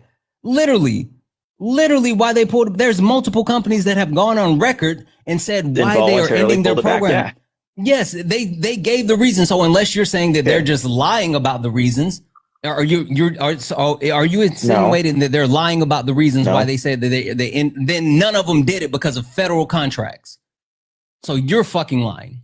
No, you can't say that because someone did it voluntarily, they didn't do it because of the federal contracts. That's my entire point. They're listed. The reasons that they stopped their programs are listed, and none of them mention federal contracts. So what you are doing is, in fact, speculating that it was because of federal contracts. All right, I really don't want to pivot the conversation, but I may do that. I really want you to concede, all right, that you're wrong in regards to quotas. There are no racial quotas, not even in affirmative action. Again, 1978, 1978, the Bakey case got rid of that. All right. The Supreme Court case, it got rid of it. All right. And with it doing so, all right, the Supreme Court said that you cannot have a set number of spots that you're trying to fill, whether it be in hiring or admissions, based off of race. So you can't do that. So will you please stop saying that it's quotas? Hey, Ryder, are you willing to concede? I just think that we have different. Are you willing to concede? Yes or no? No. Okay, cool. Fuck off. W's in the chat for me, myself, and Feeney, who sent a $50 donation saying, "Drop him. He's disingenuous." Listen, W's in the chat for you for the 50. You didn't have to. I was, he was gonna get out of here anyway. But I appreciate the 50. W's in the chat for Rachel for the $5 donation saying, "You're cooking." You said, "Explain it Barney style." I try to break it down Barney style, and it reminds me of my favorite book series. That's awesome, Rachel. Thank you so much. W's in the chat for Truman for the $10 donation, who said, "Big fan Santana, a little off subject, but the Packers are going to win tomorrow." The Packers are not going to win tomorrow. We have the Carolina Reaper. He's coming back. It's going to be a different game. W's in the chat for Truman. Also, W's in the chat for the other disgusted veteran who sent a $5 donation saying, I wish just one time a MAGA caller would say it with their chest that they're racist. I may have more respect for them. I keep saying that. I literally keep saying that. All they have to do is just say it with their chest. And also W's in the chat for the other disgusted veteran who extended their membership subscription over on the tube. Guys, if anyone else would like to support the live, you can do so. Cash App, PayPal, Venmo, all the pay links and link tree in the bio. Santana Speaks for You. Santana Speaks for You is the best way to support the live. Everything is accepted. Anything is appreciated. If you're over on the YouTube, you can send a super chat and I will read that out. Guys, only request up if you're a Trump supporter. Only request up if you are a Trump supporter. We are only looking to speak to Trump supporters. I see there are people in the box. If you are if you're not someone that supports Donald Timothy Trump, go ahead and drop out. We're not looking to talk to friendlies. I know you're at soccer. Is there anything else, any other point you wanted to make before I drop you down? No, I was about to say that. I'm about to drop. Keep doing your thing. Have fun. Hi, Jeff. Y'all have fun. Bye. Appreciate you. Hi, Erica. Jeff, what are we doing? You hanging out? You going? What are we doing? I could chill for a bit, but I want to ask you a question. Sure. Like, let's say I got I'm rolling a die a bunch of times, and 92% of the time it lands on white man. I think that's a quota that's happening. Right? I think so. So if you're looking at airline pilots and 92% of the time you roll that die and it lands white man, that's a quota. Yeah. That's crazy. You know what? I hate the talking points and they just don't fucking get it. The one, are you a Trump supporter? No, I'm not, but you asked for again, guys, only request up if you're a Trump supporter. Only request up if you're a Trump supporter. We are only looking for some debates. Guys, I appreciate you, but please respect the boundaries. If you are not a Trump supporter, please do not request up. Lakeisha, are you a Trump supporter? Lakeisha Mays, are you a Trump supporter? No. Lakeisha? No? Okay, I'm going to drop you down. Okay.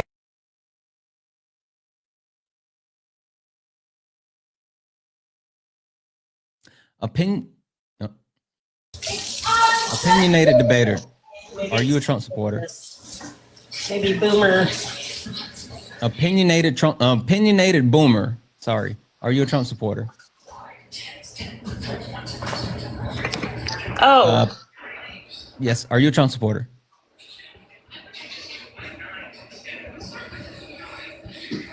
You just said, oh, opinionated boomer. I accidentally requested. I had no idea. I am not a Trump supporter ever in a million zillion years. Okay, no worries. I'll drop you down. Thank you. Sorry.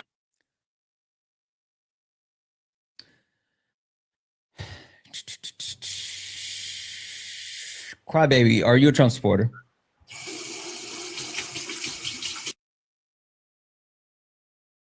That's the weirdo that actually keeps doing the thing. That's awesome. I got you blocked. Got you blocked, bud. Thank you for coming back up on a different account so I could block that one as well. W's in the chat for you for being an idiot. Guys, only request up if you're a Trump supporter. Only request up if you're a Trump supporter. We are only looking for some debates. I promise you, if you actually get in the box, I'll let you talk about your feelings. Yes. Trump supporters, I will let you talk about your feelings because I don't think that you guys actually care. I think you're disingenuous. I don't think that you believe the things that you say that you believe, and all you have to do is prove it. I don't think that you guys care about Antifa. I don't think that you care about DEI. I don't think you care about the border, the Constitution. I don't think you care about America. You guys don't believe the things. And you know what? If you would just literally say it with your chest, just one time. Just come up here and admit, I don't care about Antifa. Donald Trump just put a battery in my back, and I want to say the stuff that I think that he means. That's all you got to do. I don't care about DEI. I just hate black people, and I'm racist. I don't care about the border.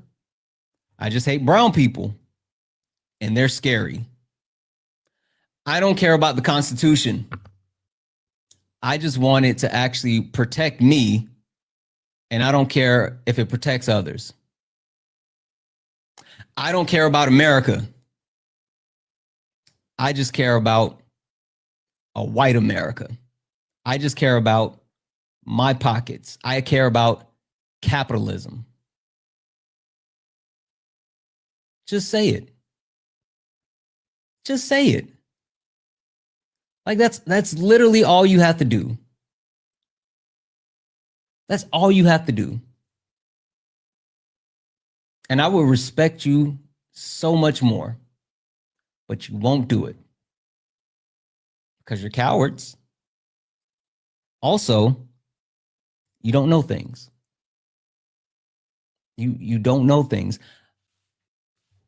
If you understood how this country should work, then you would understand that those brown people that you're villainizing and you're trying to run out of the country, they're literally the backbone of this country. If Donald Trump was able to actually complete mass deportation the way that he's trying to do it, our country would collapse. It would absolutely collapse. But you don't understand that. If the black people that you guys keep trying to oppress and push back and say that they don't belong. Hell, I'm gonna be honest. If it weren't for black people, the only culture that America would have would be gun violence. That's the only violence, and specifically gun violence, is the only created culture from America. You can't tell me one other thing that exemplifies American culture. You can't tell me one other thing that was created in America that's American culture and it's uniquely American. Nope, not even baseball, Kurt. Get up here. Not even baseball.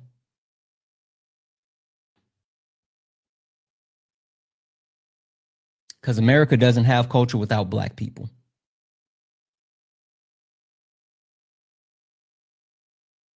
If you cared about the Constitution, you would care about Donald Trump trying to limit people's First, Second, Fourth, Fifth, Sixth, 14th Amendment rights, trying to violate the 22nd Amendment right. You would actually be pissed that Donald Trump is talking about running for office in 2028.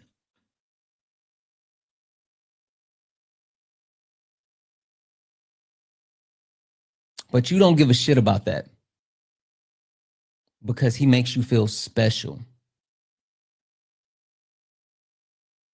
Donald Trump makes you feel special.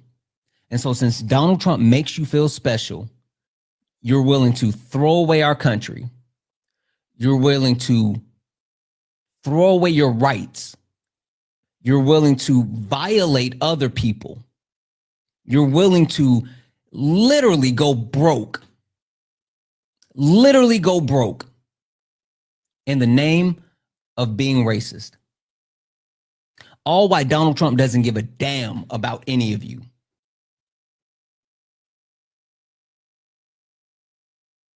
He doesn't give a damn about any of you.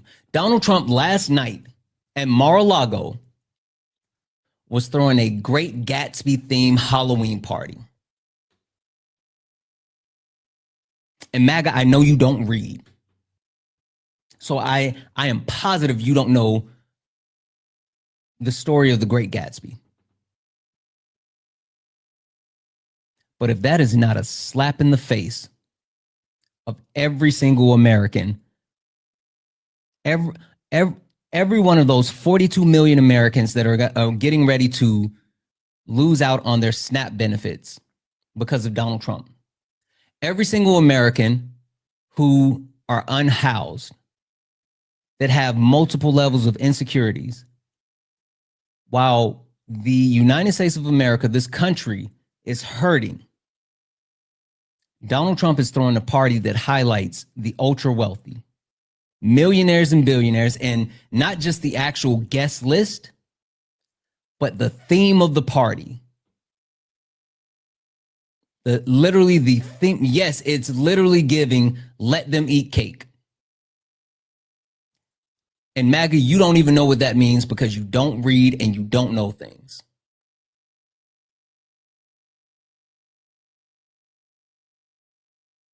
And you can't even claim that you're American first. You can't claim that you're America first.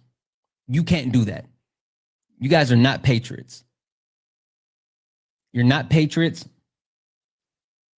because while you are screaming, while you're screaming that you believe in America, Donald Trump is giving $40 billion to Argentina. Donald Trump is literally selling off parts of the country to Qatar. Donald Trump is bargaining our military with Israel. Donald Trump is bending over backwards to try to make Russia happy. All of those things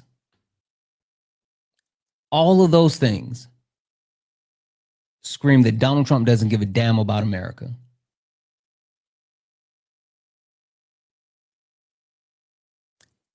Let alone the fact that he's throwing tariffs around and isolating our country from the rest of the world. He's literally isolating us from the rest of the world. How is that a good thing? We do not have the ability to sustain ourselves without the support of other countries. But you don't get it. You said, Big Ren, you said you scared. No, listen, I think you're scared, right? Because you're in the chat and not up here on the panel. So I'm going to mute you, right? Because I've muted a couple of Trump supporters already. I've literally muted a couple of Trump supporters already. And when I mute you, I automatically send you the request, but you don't come up. You guys don't come up because you're cowards. But more than being a coward, you know I'm right. That's why you won't come up. You won't come up because you know I'm right. If I was wrong, if you could actually prove any point, then you would run up here. There's hell between YouTube, Twitch, and TikTok. There's like 2,000 people watching.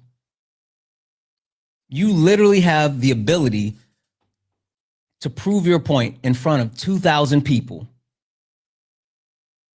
If you wanted to actually prove anything, you would get in the box. Say, move to China? Yeah, sure. Okay, I'm going to go ahead and mute you because, again, don't care what you have to say if you're in the chat.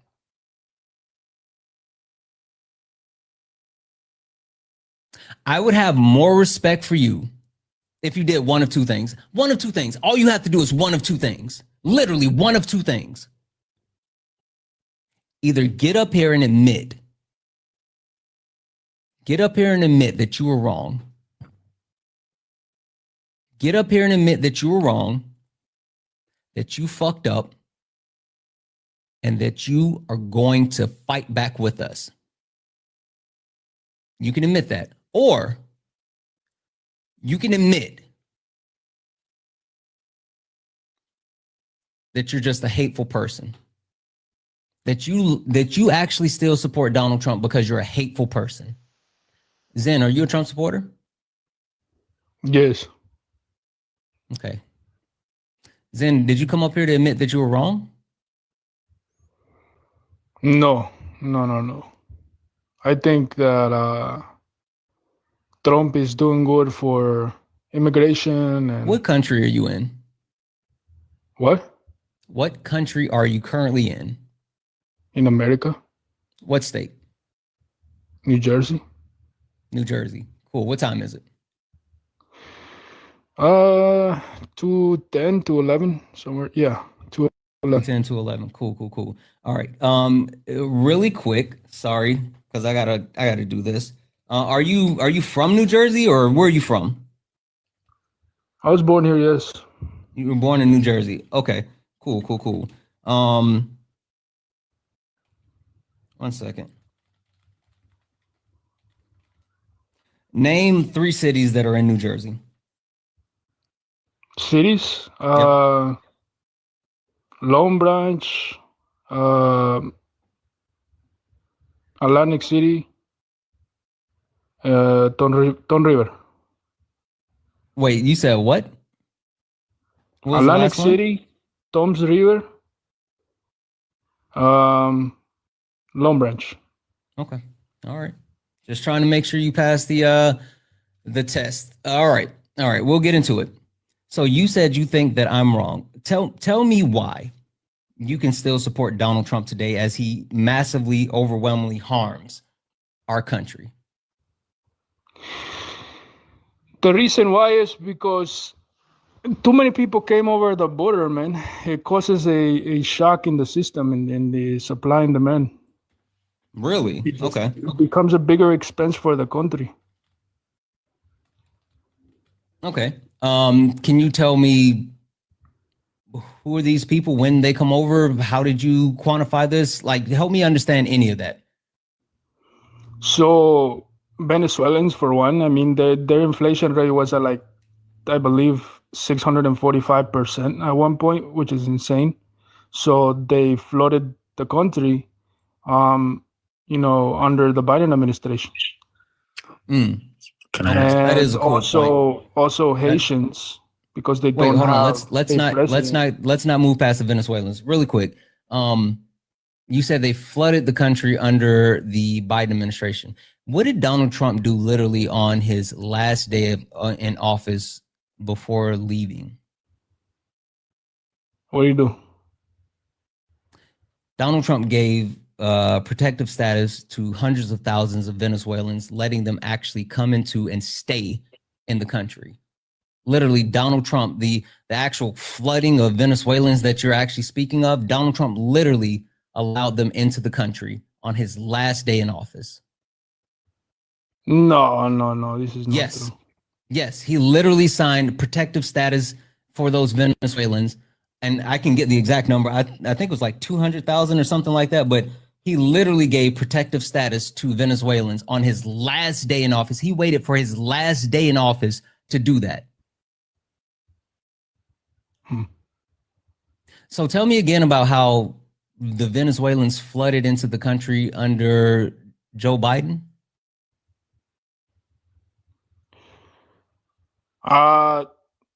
At least 10 million people came over the border. No. Stick with the Venezuelans for a second. Can you concede that literally, if you have an issue with the Venezuelans that came into the country, the hundreds of thousands of Venezuelans, it's because Donald Trump did it on purpose, because he knew that it was going to be a perception of a bunch of Venezuelans coming into the country? Yes, that I did not know that. Okay, perfect. All right.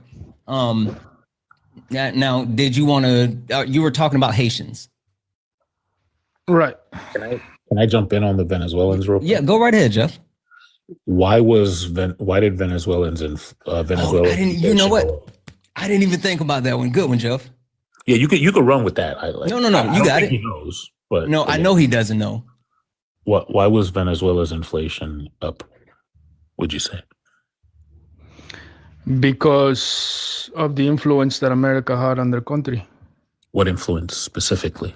Or maybe taking down their leader, taking down their president or their dictator, or whatever you want to call him. Smoke! So he does know, Jeff. Okay, but it's more than that, because just a political takedown is not going to like destroy inflation. Right. It was the oil. They wanted the oil reserves to be at a certain cost, and also do you know what we in the biz to be a sovereign nation, to have their own say in the matter instead of do you know what they call that in the biz? What? Market manipulation. Oh, yeah. Also, I just want to call out the fact that literally the United States destabilized those southern countries, and that's what increased the amount of migration to the U.S. So if the U.S. is going to go set people homes on fire, then why shouldn't we accept them if they try to come to our home because theirs has been burnt down? Does that make sense to you, Zen? Like, if we go and destroy people's homes, why wouldn't they leave their homes and try to come to a place where they can actually have a home? You have a point there. You have a point. I mean, everybody deserves a home. I agree with this, but the main thing is not all at once, because again, I believe that it's a net negative if everybody comes in at once, if there's no control, no regulation, no nothing. So quick follow-up question.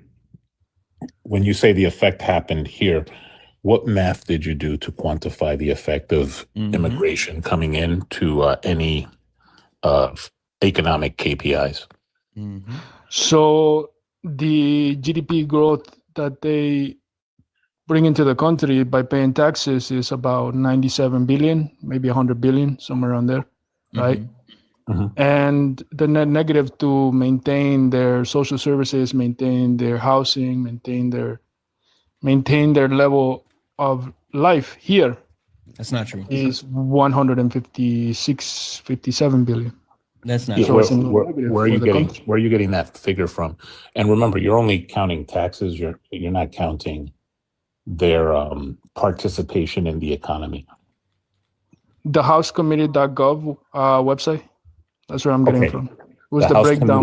Did you say the housecommittee.gov? Yes. So the housecommittee.gov. You mean the republicly ran house? Yeah. Is it sourced? It's a .gov website. I mean, how much more? Because it's .gov doesn't mean it's credible. When I say is it sourced, I don't mean is there a press release that says a thing. I mean, is there a source that I can say, like, for example, the Bureau of Labor Statistics has information, and you can say, and they have a methodology. I counted this way. When you have a press release from a politician, it just says other side bad. I don't care about that when the Democrats do it. I don't care about that when the Republicans do it. I only care about where you can source your information from. So I'm going to ask the question again. Is it sourced? And actually what we'll do, Zen, take a few minutes and look through it. I got a couple of thank yous I need to read off and see if you can find it. See if you can actually find if it's sourced. Debbie's in the chat for Shannon. Shannon sent a $20 donation saying, thank you for fighting for us. I appreciate all that you do. Shannon, thank you so much. I really appreciate that. I appreciate you and, you know, you being here. You're awesome. Debbie's in the chat for Greg. Greg sent a $5 donation saying, you can't help the willfully ignorant and evil. You can't, even though I try. I do. But like, holy smokes. Debbie's in the chat for Justin. Justin sent a $5 donation with boxing gloves, a flame, a blue heart, and then followed up by saying, your dog walking the closeted racist. Yes, I was. He tried, and he had to go. Debbie's in the chat for the other disgusted veteran who sent a $20 super chat to say, so proud of my great nephew. He was taking what was a subject. Hold on. He was taking what he was subject to and turned around. There's a new Spanish speaking child in his class, and now he's learning Spanish. Listen, kids are literally the best of us. They're literally the best of us. And when they are faced with hatred, bigotry, and just like all of the evil metrics that the world force upon kids because they're taught those things, they don't just like have them. Like kids literally have the ability to reshape reality in so many different ways. So I'm happy to hear that about your nephew. W's in the chat. Guys, if anyone else would like to support the live, you can do so. Cash App, PayPal, Venmo, all the pay links and Linktree in the bio. Santana Speaks for You is the best way to support the live. Everything is accepted. Anything is appreciated. If you're over on YouTube, you can support with the super chat. And guys, don't forget to take care of Jeff. Jeff is hanging out here with us. Make sure we show Jeff some love. Show Jeff some love. Also, hit that follow button. Follow Jeff. This is the main account. Hit the follow button on the main account. Follow the backup account because I'll probably be doing some debates later on the backup account. So make sure you follow both. Make sure you show Jeff some love. Follow him. And also check out his website. TheEndOfSpecies.com is an amazing website. It has a bunch of really cool stuff there. Guys, show Jeff some love as well. All right, Zen, were you able to actually find out if it's sourced? Thanks for the. So it's definitely from a .gov website, the budget.house.gov, but it's also in Congress.gov. Yeah, we talked about we're going to start again. I don't know why I have to keep repeating this. When there is a press release from a government entity, like for example, if Joe Biden was to say, also, I'm not racist. I don't care. I know you are, but that doesn't bother me. I don't care about that. When Joe Biden goes and puts out when he was in office and he put out on whitehouse.gov, look, the CHIPS Act is awesome. Did you believe him? One more time. When Joe Biden was in office and he put out a thing on whitehouse.gov that said, hey, the CHIPS Act was signed and it is awesome. Did you believe him? Initially, yes. I thought that it was going to be good for our infrastructure. What stopped you from believing him? The results. Okay, you'd be wrong about the results because everybody was really, really, really, including myself, skeptical. And yet it did bring manufacturing over here. But we'll put that to the side. Just because he said it doesn't mean it's awesome. In the same way that when Mike Johnson puts out a press release, it doesn't mean it's true. They have access to a .gov site. There's no law that says they can't be wrong. So the way that we tell if they're right is not just to say, hey, it's a .gov, woohoo. We go to check the source. If you don't care about the source and you just want to be gullible, that's on you. I'm cool with that. I think it's everybody's right. But if you're going to have a conversation with other people and you don't want to look silly, you should be prepared to cite credible sources. I got a better question for him, Jeff. Zen, are you really a Trump supporter? No, bro. Fuck that. And fuck anybody who thinks that way.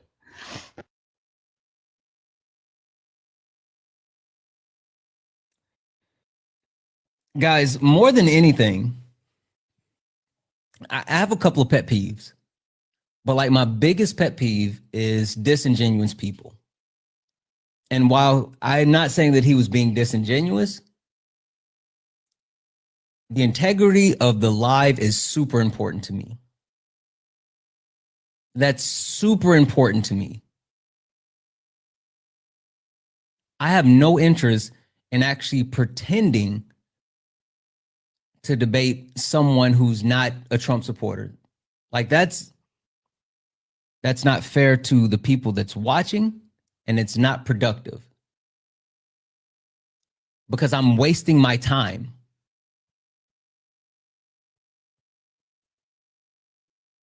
That was in the chat for Chewy. Thank you, Chewy. Like that's fucked up. That's literally fucked up. Don't do that. Only request up if you're a Trump supporter. We are only looking for debates. Only request up if you're a Trump supporter. We're only looking for debates. Please do not request up if you're not a Trump supporter. We're only looking for some debates.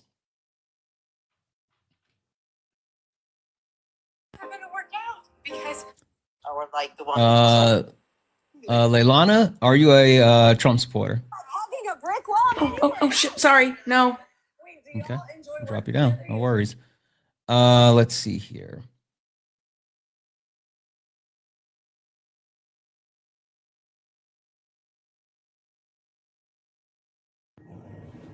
Yeah. Are you a Trump supporter?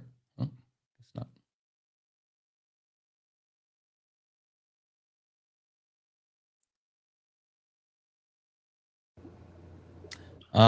I'm that girl. Are you a Trump supporter? I'm that girl. Are you a Trump supporter? Okay, I'll drop you down.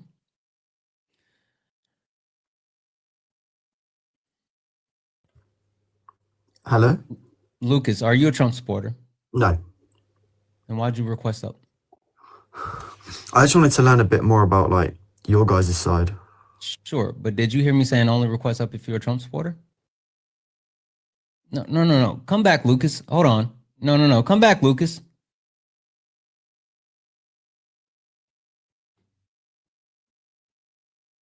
Lucas, I sent you an invite. There we go. No, sorry, Lucas. I didn't. I've only just joined the live. Sorry. So no, I didn't hear you say Yeah, that. I mean, but I saw you in the comments as I was saying only request up if you're a Trump supporter. Oh, you're right. I did. I'm sorry. You're right. I did say that. You're right. Guys, please respect my boundaries. Like seriously, if you're not a Trump supporter, do not request up. The official Benz, are you a Trump supporter? I was just about to say, you cleaned up that beard looking fresh, G. Are you a Trump supporter? That beard looking fresh, Santana. Okay.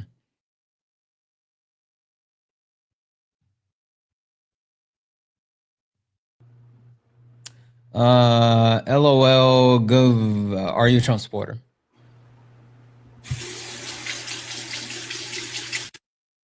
How many accounts do I have to block? That's it's super interesting that you keep coming back just to get blocked. It's really interesting that you keep coming back to get blocked. I find it hard to believe that you want people to think you're not weird. Yeah. And they get upset when we call them weird. I don't understand. Like, you guys are super weird, but then you get upset when we call you weird. Again, guys, only request up if you're a Trump supporter. We're only looking for some debates. Only request up if you are a Trump supporter. We are only looking for some debates. Miss Jackson, are you a Trump supporter? I'm sorry, that was an accident. Okay, no worries. I'll drop you down. Trump supporters, I promise you, it's super easy. It's super easy. It's super easy. So all you have to do is come up here and prove that you care. Jeff, I don't think they care. No, they don't. And it's so easy to request. You could do it by accident. You're going to let the people who came up by accident show you up and y'all can't find the request button? Couldn't be me.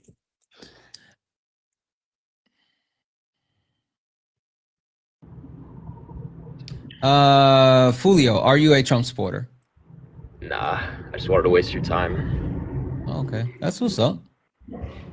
Did that do anything for you? Yep. What did it do? Made me laugh. It made you. How hard did you laugh? Very. Was it like a hearty laugh? Was it from like your gullet? Thanks for selling me those drugs earlier, by the way. You welcome. You're TikTok. perfectly welcome. TikTok. Sure. So now who's wasted whose time? Oh, and then you ran. And then you ran. Oh. Oh. Poor little Tink Tink. That's funny. So that's all you guys have. It's super interesting. I don't get it. I don't get it. I don't get it. Like you guys literally complain that you are being silenced, right? Like you guys literally complain that you're being silenced. You guys whine and complain about the First Amendment. You whine and complain. You remember the whole like tread on me thing? That's all you guys talked about was don't tread on me. But yet literally you are supporting a fascist government and at the same time giving up your First Amendment rights. You're literally sitting here saying that my voice doesn't matter. Conbo, are you a Trump supporter?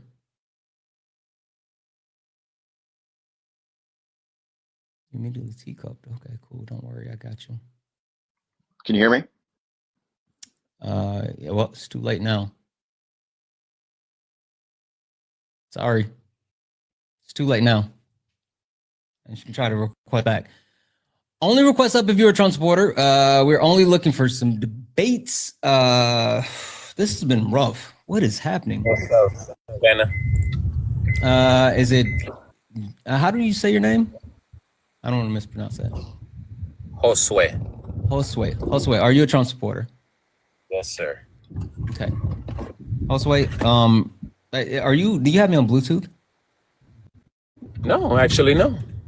Okay, the sound was a little funny. Josue, can you prove to me that you actually care about any of the things that you say you care about?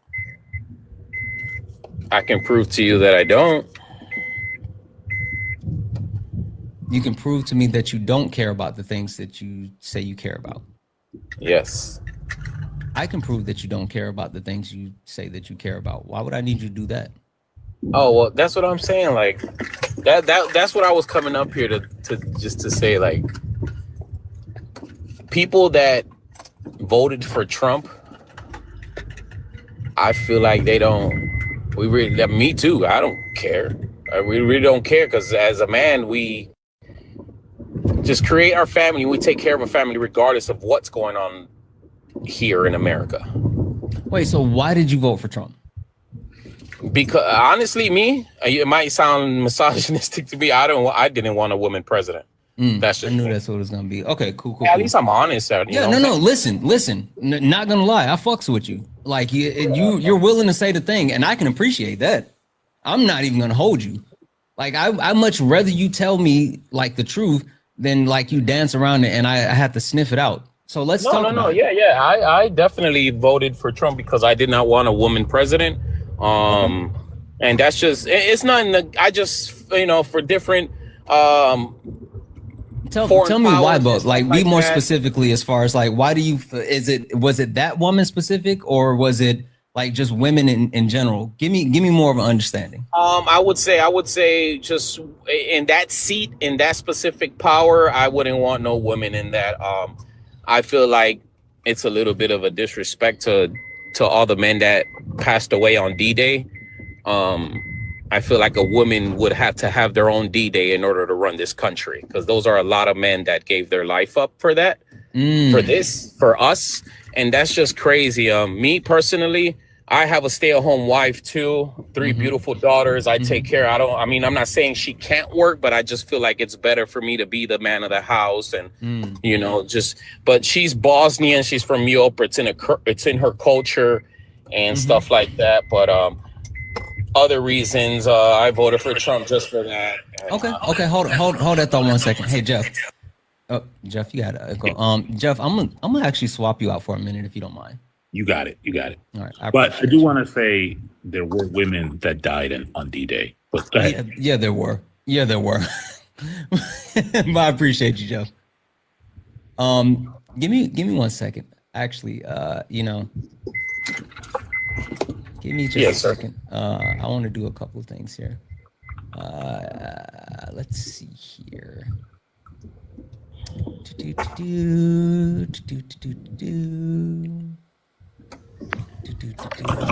Okay. 1 second here.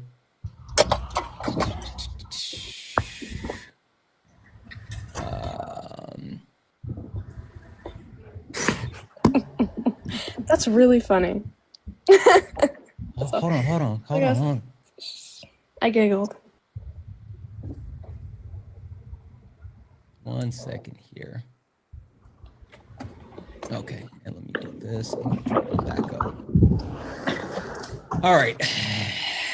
Kristen, B, Amanda, how are you ladies? Hi, Brad. We're excited to be here with Josue, I think. I know, right? I know.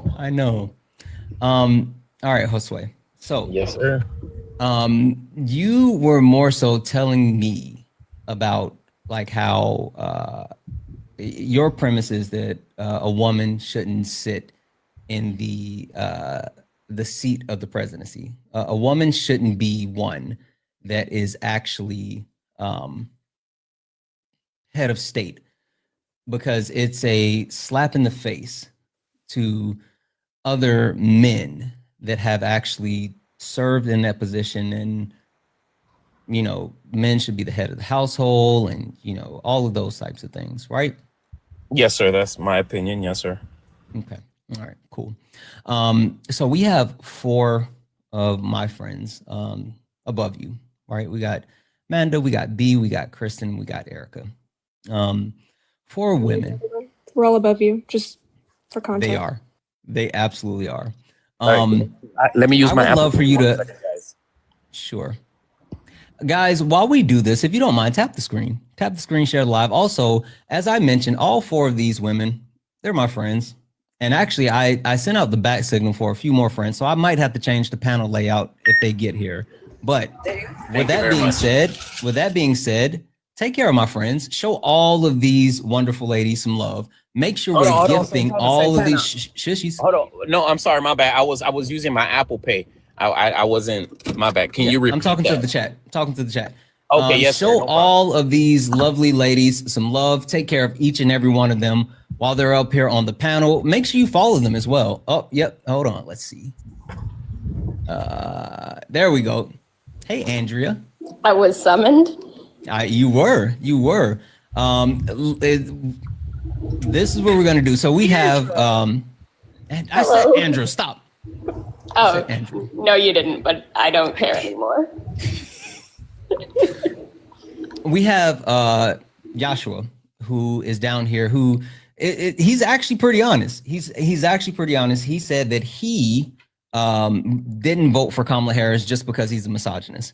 He doesn't think a woman can be president. He said that that position should be one that's held by men because of all the men that died on D-Day and all this other stuff, and men should be the head of household and blah blah blah blah blah. Anyway, Hoshway. I would like for all of my lovely friends to actually, if you guys want, right? Because women's labor isn't free, especially Black women as well. But women's labor isn't free. I would love for you guys to have a conversation with them if you don't mind, and I'll just take a back seat. I got a first question. I'll start out. So far from what I'm hearing, I have to believe there's more praying. You didn't think that a woman could be president simply because she's a woman. What are the other reasons? Like why do you think that women are unfit to lead? All right, let's turn your question around a little bit. You said, I don't think a woman could. No. I just want you to tell me why you don't. Yeah. Right. Yeah, I never said a woman couldn't. I said my opinion on why I voted. I said I don't think there should. But can a woman? Absolutely a woman. And why don't you think they should? How about? That's just my opinion. But why do you have that opinion? Based on what? Because I think other foreign countries won't respect them and stuff like that. I feel like there had to be zero remorse if we need to nuke a place where children and, you know, women are, like, that needs to be done if it needs to be done.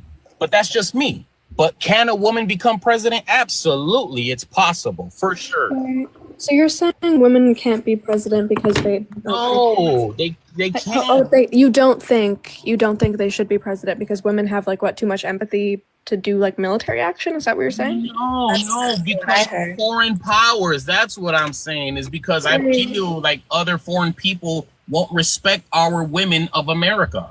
And you think that foreign countries right now, respect? No, it's okay.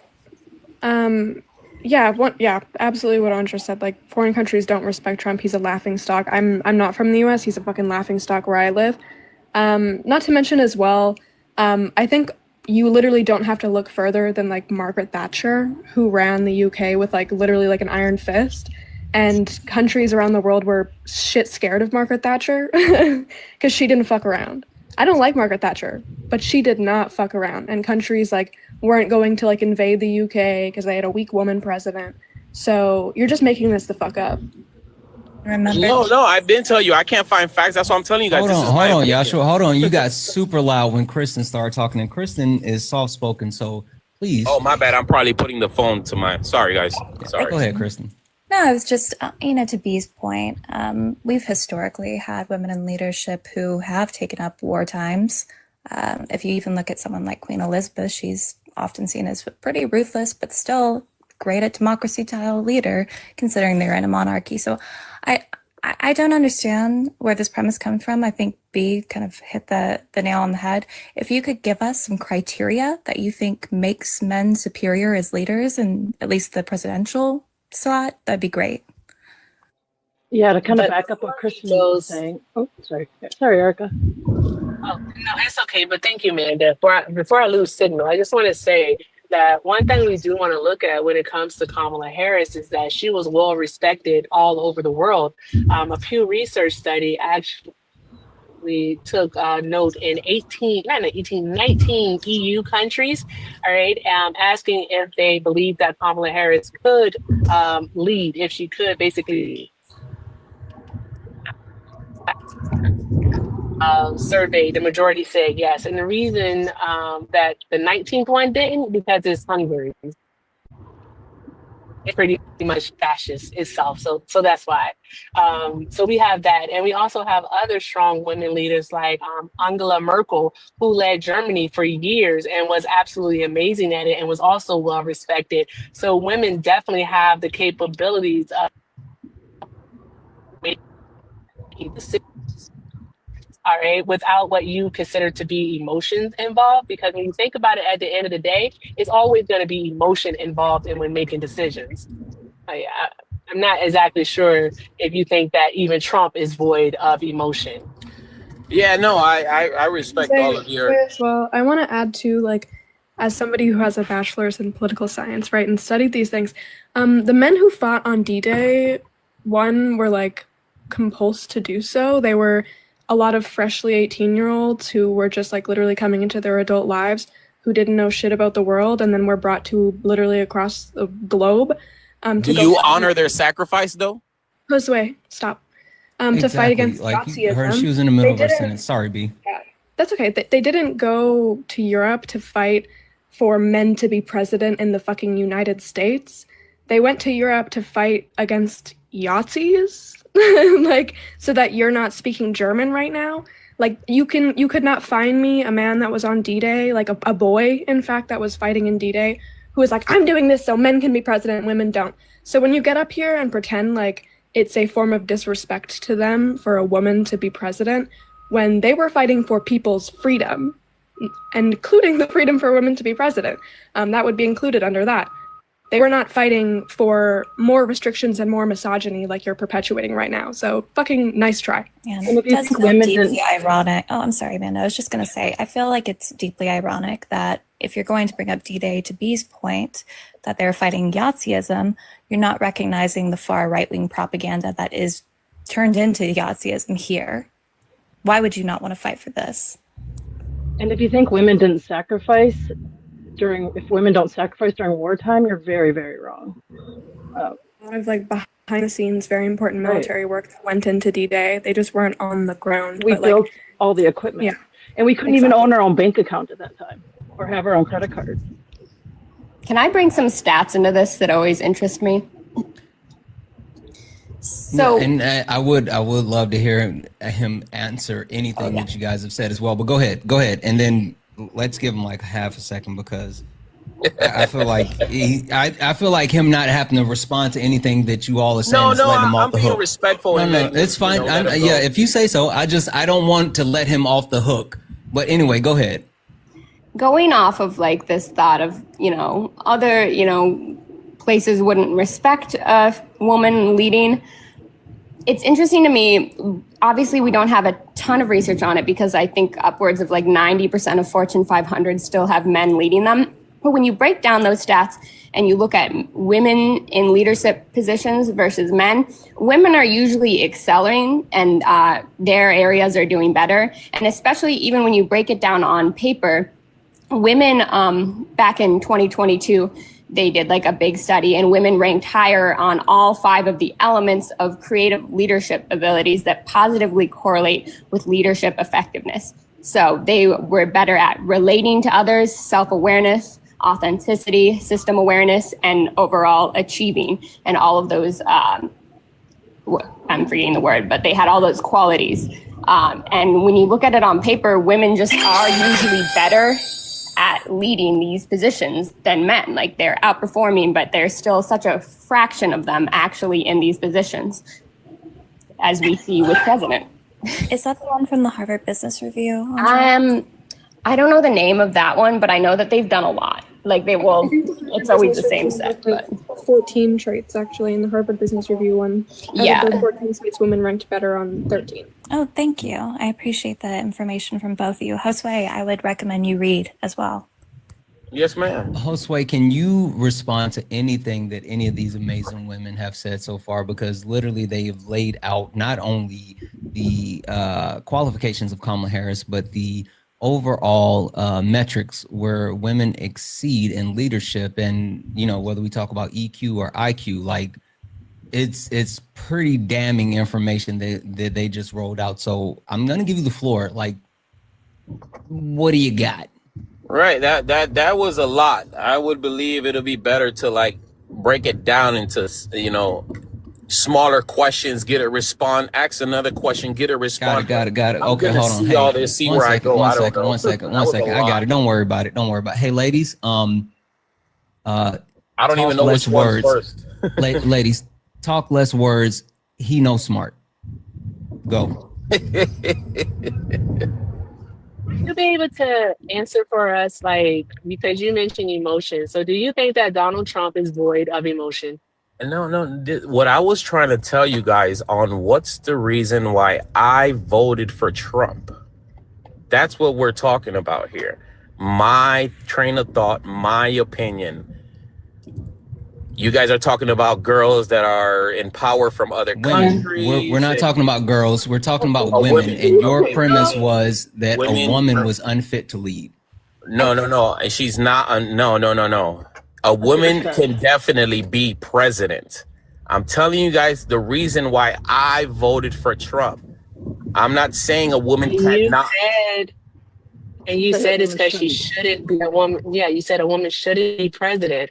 And then you gave an example of, sending nukes and not being able to take emotion out of it. So I then ask you the question, do you think that Donald Trump is void of emotion? Because we can go into many, many examples of how Donald Trump has led with his emotions. Donald Trump right now is literally directing his Department of Justice to go after people he sees as enemies. I right? That is an emotion. All right. That is anger. That is spitefulness. That is revenge. So he leads with emotion. Donald Trump lashes out at the press every single time he talks to them, tells them that they don't know anything. All right. That is a sign of emotion. All right. That is a sign typically of. And I respect your research, and that's fine. Yes, you found that about him. I'm talking about what's the reason why I decided to give him my vote. I don't know why you're so like you're so crazy backtracking. Thank you, When it was just you and Santana sitting here and none of these women were on the panel, you had no problem saying, well, this is going to sound misogynistic, but I don't think a woman should be president. And That's now literally what he said. Yeah, like verbatim.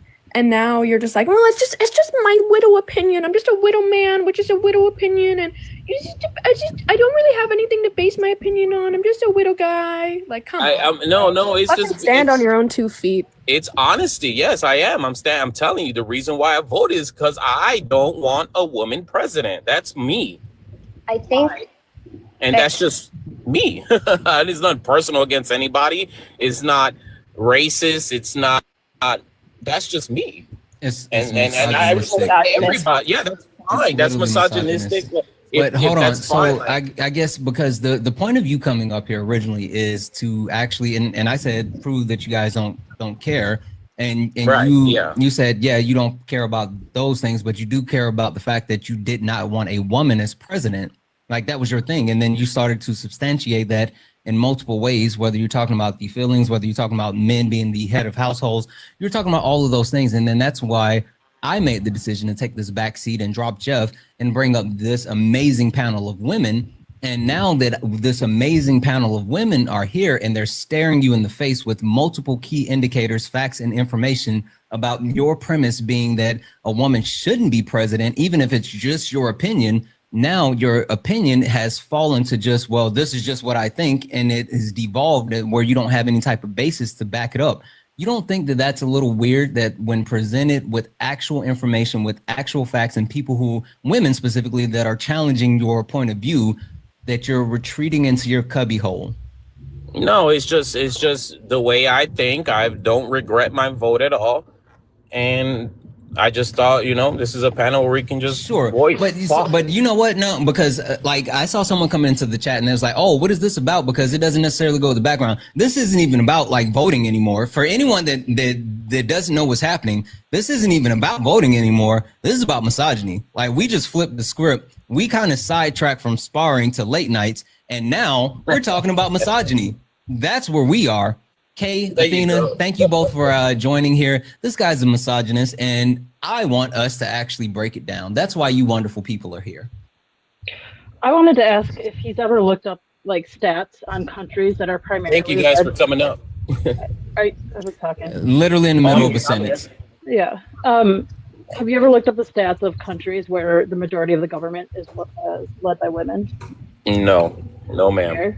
They tend to do much better and they're better managed than countries that are led by men. Yes, ma'am.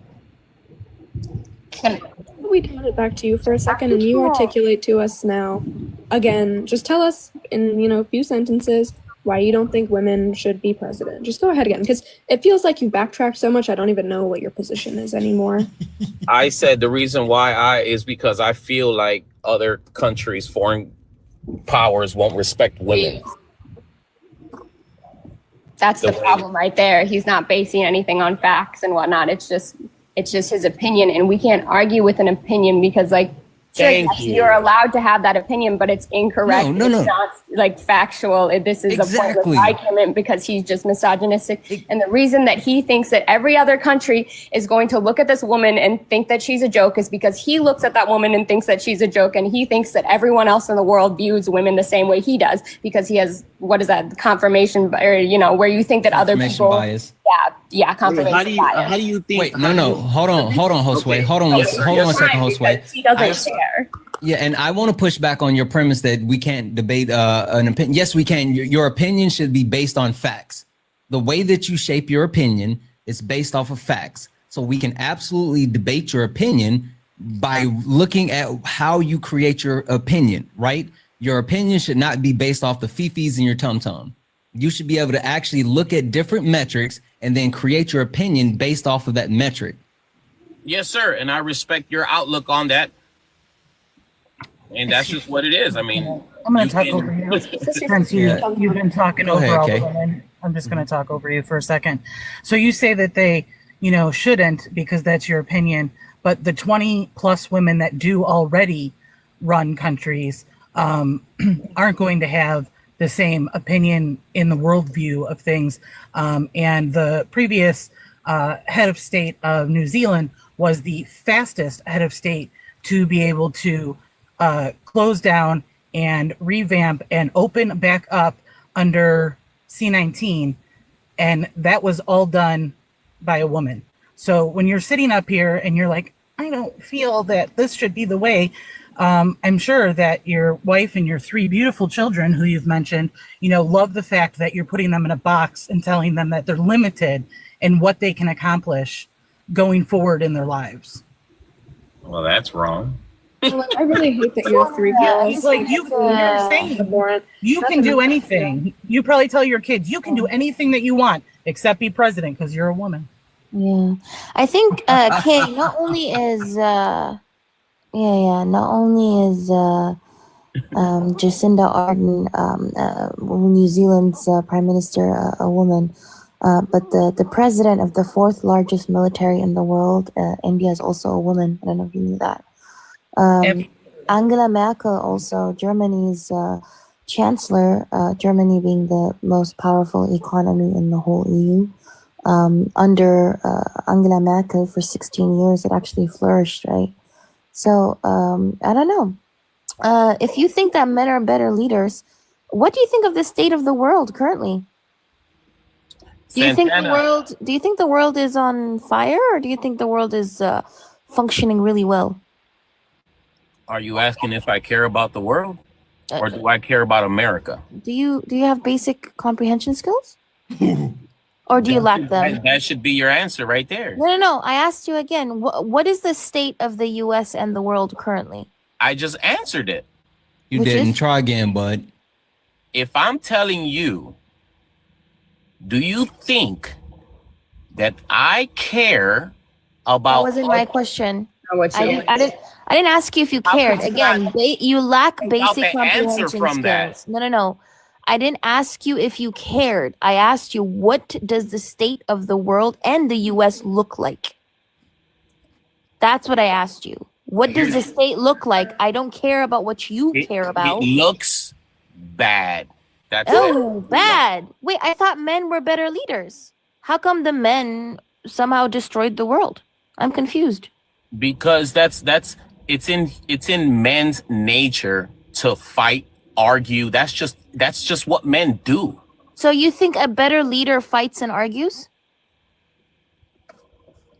Stands up for themselves, I would say. No. Fighting and arguing doesn't necessarily mean stands up for themselves. Because if why men were would standing somebody up for be fighting for? You could just literally fight just to fight. What are you talking about? Well, then that's crazy. Clearly, I don't do that shit. I mean, fight just really? because. So you're I would telling need me a reason. that. So you're telling me that the world is at like a completely destroyed phase right now, including the U.S. Everything is crumbling because the male leaders were defending themselves, hence why they were fighting. Okay. Is that what you're saying? I don't see America crumbling at all. Wait, you think everything is functioning perfectly fine within the U.S.?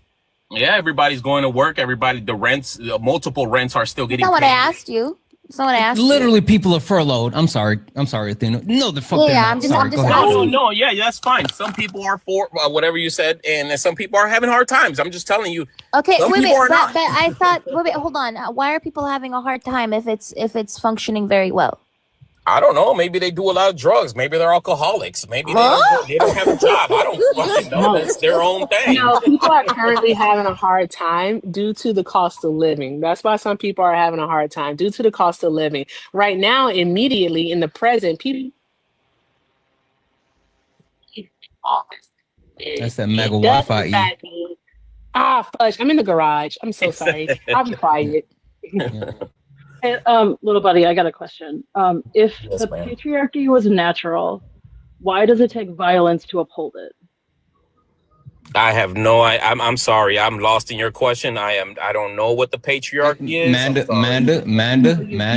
I'm gonna be honest with you. I Wait. don't know. I'm not gonna answer a question if I don't know. You know? Yes. He knows smart. Little word. Wait, is he white? No. So wait, he thinks he? the domination of men is natural? Is that what he said? No, not domination. But you think men disproportionately having power is because they're just naturally made? No. War, fighting. I didn't ask about That's war. the nature of men. I don't know what you're saying about power. Like, I don't know. If it's in man's nature to be powerful? I don't know. You know, yes, he has said that in other words. That wasn't my question. That wasn't my question. I said disproportionately have power, not powerful. This dude needs to stop getting his like petty ass arguments from the family WhatsApp group, bro. Like, no, I didn't look. I was just giving you guys my own opinion I'm on asking why I you voted again. for Trump. That's all. You keep talking about Trump, but I've already told you multiple times this isn't even about Trump anymore. This is about your misogynistic ideas. The fact that you guys want to know about me. The problem is that your opinion has literally no justification other than like your, as Santana would say, your fifis and your tum tum, right? Like you literally can't ground anything you say. Like, for example, I'll just ask you right now, when you sit up here and you say, women, shouldn't be leaders of a country because the rest of the world won't take them seriously.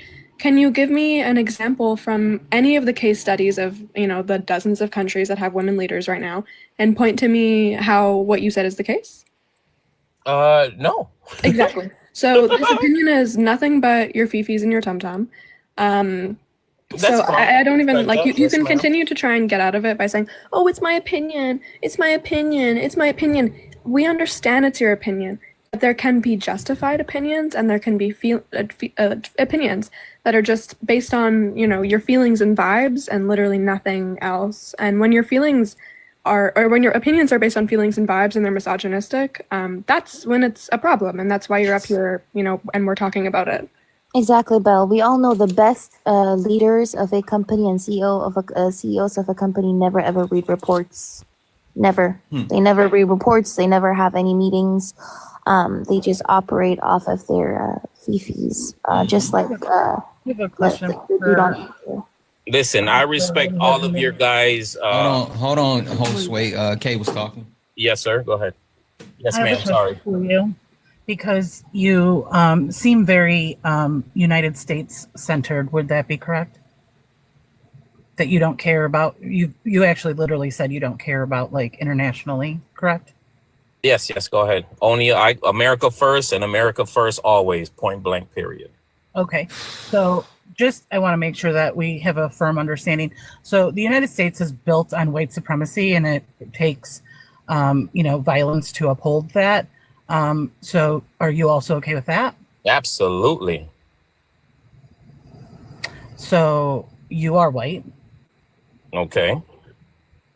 Chipper, sorry. In Minecraft is what I meant to say. You think he's a fan of white supremacy? Yeah, I believe he just said that too. Okay. Well, he's just rage baiting at this point. Just wanted to say it. I think this one, as much as a good conversation and an excellent panel that I am sharing in the presence of, I think at this point, like, his opinion doesn't matter. And no matter what we say, anyone who's going to stand up here and say that he's okay with violence to uphold white supremacy, I think this is a turn your camera on at this moment situation. Yep, fucking right it is. Turn your camera on. Oh, you can't. Oh, I was about to say, how about turn it on right now? Hold on. No, the fuck you wasn't. Holy shit. Fucking coward. Wait, Wait. What makes you think I won't? Yeah, Wait. hold on. Why is he talking like that? Have you noticed that? Holy shit! What, Maybe because you guys got the wrong thing that I'm white. Yeah, I was looking at the picture. He kind of, I don't know, I can barely see it. Anyway, but I was just gonna say. I mean, like, why is he talking in like this very caricaturized version of like aggressive AAVE? Shit, what is that? Like, do you talk like that normally? Why is it people like you always, when you all of a sudden get angry or you're trying to prove a point, you all of a sudden do like a really weird black accent? I'm confused. What is shit? Did anybody else hear that, or is it just me? I heard it, Kobe, but the question about why, if he was white or not, and as the chat has been scrolling, if you guys put that he's Hispanic in the chat one more time, if that's the race, I'm gonna lose my mind because we've had 15 weeks thought I of looked at the picture, intersectionality, and I Kay. thought we were better than that in this chat. So he can tell us whether he is, black presenting or white, but the way he's talking and the way he said that white supremacy, is okay to be, fought for. I don't really even think it matters at this point. It doesn't. I think it was just the point that he wants to uphold white supremacist values in this country, and I think that that's the most harmful part. And if he could turn on his camera, then he should. But if he can't, I'm also in the military, and I wish I could turn on my That's camera. fine. Whatever. Anyway, Kay, you have supermod, so whatever decision you Oh, make. thank you guys for having me up. Y'all have a beautiful day. Wait, why are you running? Oh, it sounded like you guys want to get rid of me. My bad. No, I was just saying that Kay is a supermod. Oh. You thought. Listen, we're not doing any of that. I mean, he was gonna run anyway. So I know, but I wanted him to be kicked. I don't want him to leave on his own. No. Fuck out of here. You women up here are amazing, and I really very much enjoy sharing your company.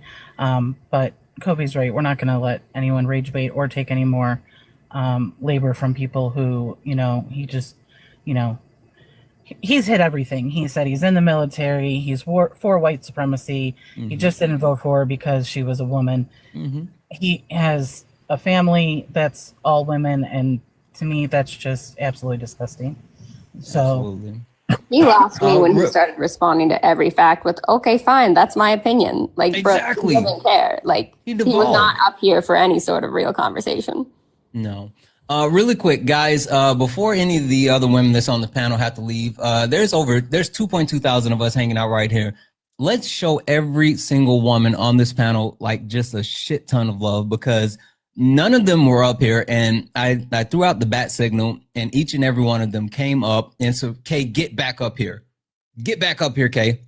Each and every one of them came up here and actually came up here in support of not only myself, but of the actual platform and what we do, and also to, actually dog walk him, which I actually appreciate. But show each and every one of these ladies just the most amount of love that you can. Make sure that you follow each and every one of them.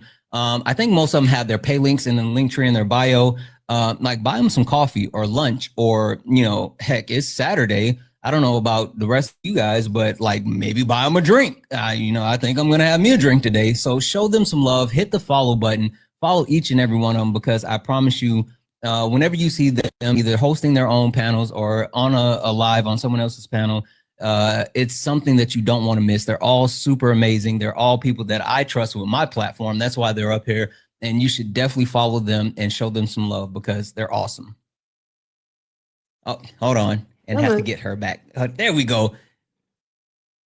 Boom. And now we got Athena. Guys, don't forget about Athena. Show Athena some love. Show Athena so much love, because we already know what Kobe's about. Show everybody some love that's on the panel. You ladies were amazing. Thank you all. And I'll give you guys the floor. Like, I literally, anything that you have, anything you want to talk about, whatever. Like, you guys got it. Are you ending soon? Oh, I don't know. I mean, why? Did you want to debate? Okay. I mean, no. I was about to say, if you want to, I'll hang around. No. If you're ending, you said we could say whatever we wanted to. Well, let's save you for last, because I already know where you're gonna go. Oh, okay. May I say something? And then I'll be out of here. Sure. I just want to say that during this conversation, my 11-year-old son started talking to me. And for some reason or another, Bubba's always been like politically inclined, had a good grasp of what's going on in the world around him and at large. And we were talking about, he said, do you think that Donald Trump, will he have a redemption arc? And I said, no. And he said, well, anything is possible. So we started going over possibilities and probabilities, so on and so forth. And then I explained to him about how 42 million Americans right at this moment are wondering and trying to figure out how they're going to eat this month.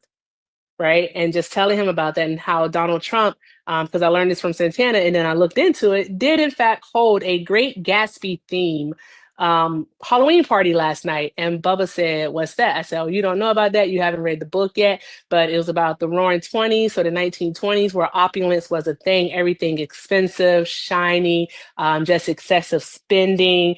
I said it was a lot. It was just all about wealth, being rich. And he said, "Oh," and I said, "Yeah." He said, "Oh, that's some French Revolution type stuff, huh?" And I said, "Yes, son. It was a let them eat." Let them eat cake. I got I a stole the phone line call. since she Sorry, I got got a muted. phone call. Don't worry, I landed No, that no. plane. Okay, yeah, a let them eat cake moment. I had got a phone call. It was actually my mom, so I'm gonna go in now. But my 11-year-old son gets it. He gets it. All right, guys. I just he gets it. Why don't adults get it? Why don't y'all get it? Is the only question that I have. But thank you, bro, for having me. All the women up here are awesome. Hi, Amanda. Hi, Kristen. But yeah, so bye, guys. I hope y'all have a great weekend. Thank you, E. See Hi, you. Erica. I can get my last words in too. I honestly just think like he really showed what like pretty much every man shows. I'm traveling now, so I gotta drop. Love y'all. Oh, okay. Hi, Kristen. He really showed what like all men show when they come up on like panels like this and are misogynistic, come up on my live, come up on any feminist talking discussion. That when you actually try to get them to like justify why they hold these misogynistic opinions, they never fucking can. Because it's just fifis in their tum-tum. They just are based on vibes. They hear some shit on a podcast and they're like, yeah, and then never look into it. It's never rational. It's never logical. And he was a really, really, really great, glaring example of that. So thank you, Santana, for bringing up all the women and letting them all intellectually annihilate him in the marketplace of ideas. It was awesome. Smoked him. 100%. Yeah, and he just like cowered away and was like, "Oh, it's just my widow mad opinion. It's just my little opinion." Unsurprisingly. So yeah, thank you so much. Everybody have a great day. Thank you, B. Yeah, and I want to say, even though he was kind of rage baiting at maybe the whole time, I still don't think it's wasted effort, because maybe there was. I'm going to interrupt myself and say I don't ever go into these kind of discussions thinking I could change someone's mind. I go in hoping I plant a seed. So even if we didn't plant any seeds with him, maybe someone in the 2,000 people watching, there was some seeds planted, and they'll go do some reading and research, and they'll go talk to their friends about it, and then we'll have sort of a ripple effect from there. So that's always my hope. And I'm just honored to, thank you for inviting me up. This was fun, and I appreciate you for everything you do, Santana, and the women on this panel are incredible, and it was amazing to be here with you. Absolutely. Thank you for coming up. I appreciate you. Andre? Hold on, my phone is frozen. No. I can do this. Leonard came out of his cage when he heard this shit going down. He came ready to talk shit. He was like, "I heard there was a friggin' weenie in here that needed some talking to." And this man only comes out on rare occasion, but he heard it going down. He said the bat signal went out and he showed up. That's right. I said, Leonard, when Santana sends you an all caps message, I don't care if you're in the kitchen making coffee. You go in, you have no idea what you're going into, but you know it's about to be good. In all caps. In all caps, I was like, something's going down, and I don't care. I can do this work later, but I'm gonna go do that work. Thanks for having me. Catch you later. Thank you so much for coming up. I appreciate you. Athena. Hola. Let me do this really quick. I'm gonna give you Oh the God, floor. you're gonna kick me, aren't you? Say it again. You're gonna kick me, aren't you? Why would I do that? Not yet. Not until you say what you got to say, and then I'll kick Listen, you. I kind of I'm traumatized, okay? But at one time where I trusted you, and this is why I have trust It's just issues. keeping you on. You know what's funny? The other day, it was like me, Hector, Brett, and someone else. We were all on the panel, and they were like all like just talking wild, and I did this, and they all just froze. All of them froze. Like no, they were all on camera. They all just froze. Didn't say anything. They just sat still. I got goosebumps. You have no idea. You played that, I got goosebumps. And not even a good kind. I was traumatized. I was like, oh, it's my time to go. Oh man. No. I felt like I was taken out, bro. But anyways, yeah, you already know I've been making the rounds lately, There are 1.8K people here. I just wanted to say, who here has heard about what's happening in Sudan currently? There is an active genocide. It has been going on already for a while now. But recently, the militia, which is a UAE militia, called the RSF, has invaded a city called El Fasher, which is the largest city in the Darfur region. There are over 200,000 people stuck there. Over 200,000 people stuck there. Half of them are children. Yeah, they're just killing everybody. They're killing so many people. It's really horrible. If you go to Google Earth and you literally look up El Fasher, or like satellite imagery, there's just pools of blood everywhere. And I saw like a lot of the satellite imagery coming out. It's just pools and pools and pools of blood. Today, in just one area, they killed 233 women and girls specifically. So when we are talking about feminism and when we're talking about women, I think it was also very important to advocate for women in the global south who are actively being targeted disproportionately. So they did kill 233 women and girls today. 750 children arrived in a neighboring town called Tawila without their parents. They were orphan children. 750 orphan children, right? It's in Sudan. We say free Sudan, but we don't know much about the genocide. And I think like the thing that I would urge people is please inform yourself on what's happening in Sudan, in the El Fasher city. Yesterday or before yesterday, they went into a hospital and they killed 460 people. In the hospital today, they went into another hospital, specifically a maternity ward, and they killed women, men, doctors, nurses, and newborns. Okay, so they are literally just exterminating the whole population. Nobody is safe, and that's why I'm saying you can literally see pools of blood from space.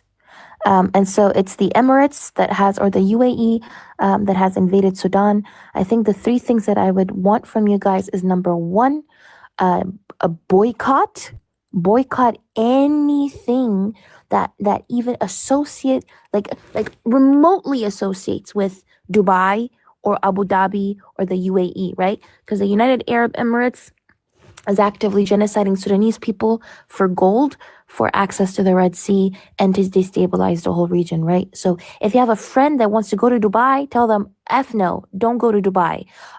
If you have anybody in your family that romanticizes Dubai chocolate, tell them, F Dubai chocolate. They're literally committing a genocide, okay? Products.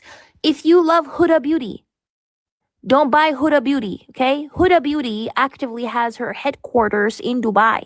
And even though she was told about how she was contributing to it, she actively didn't care. Is the EU involved? Yes, the EU is involved. America is involved.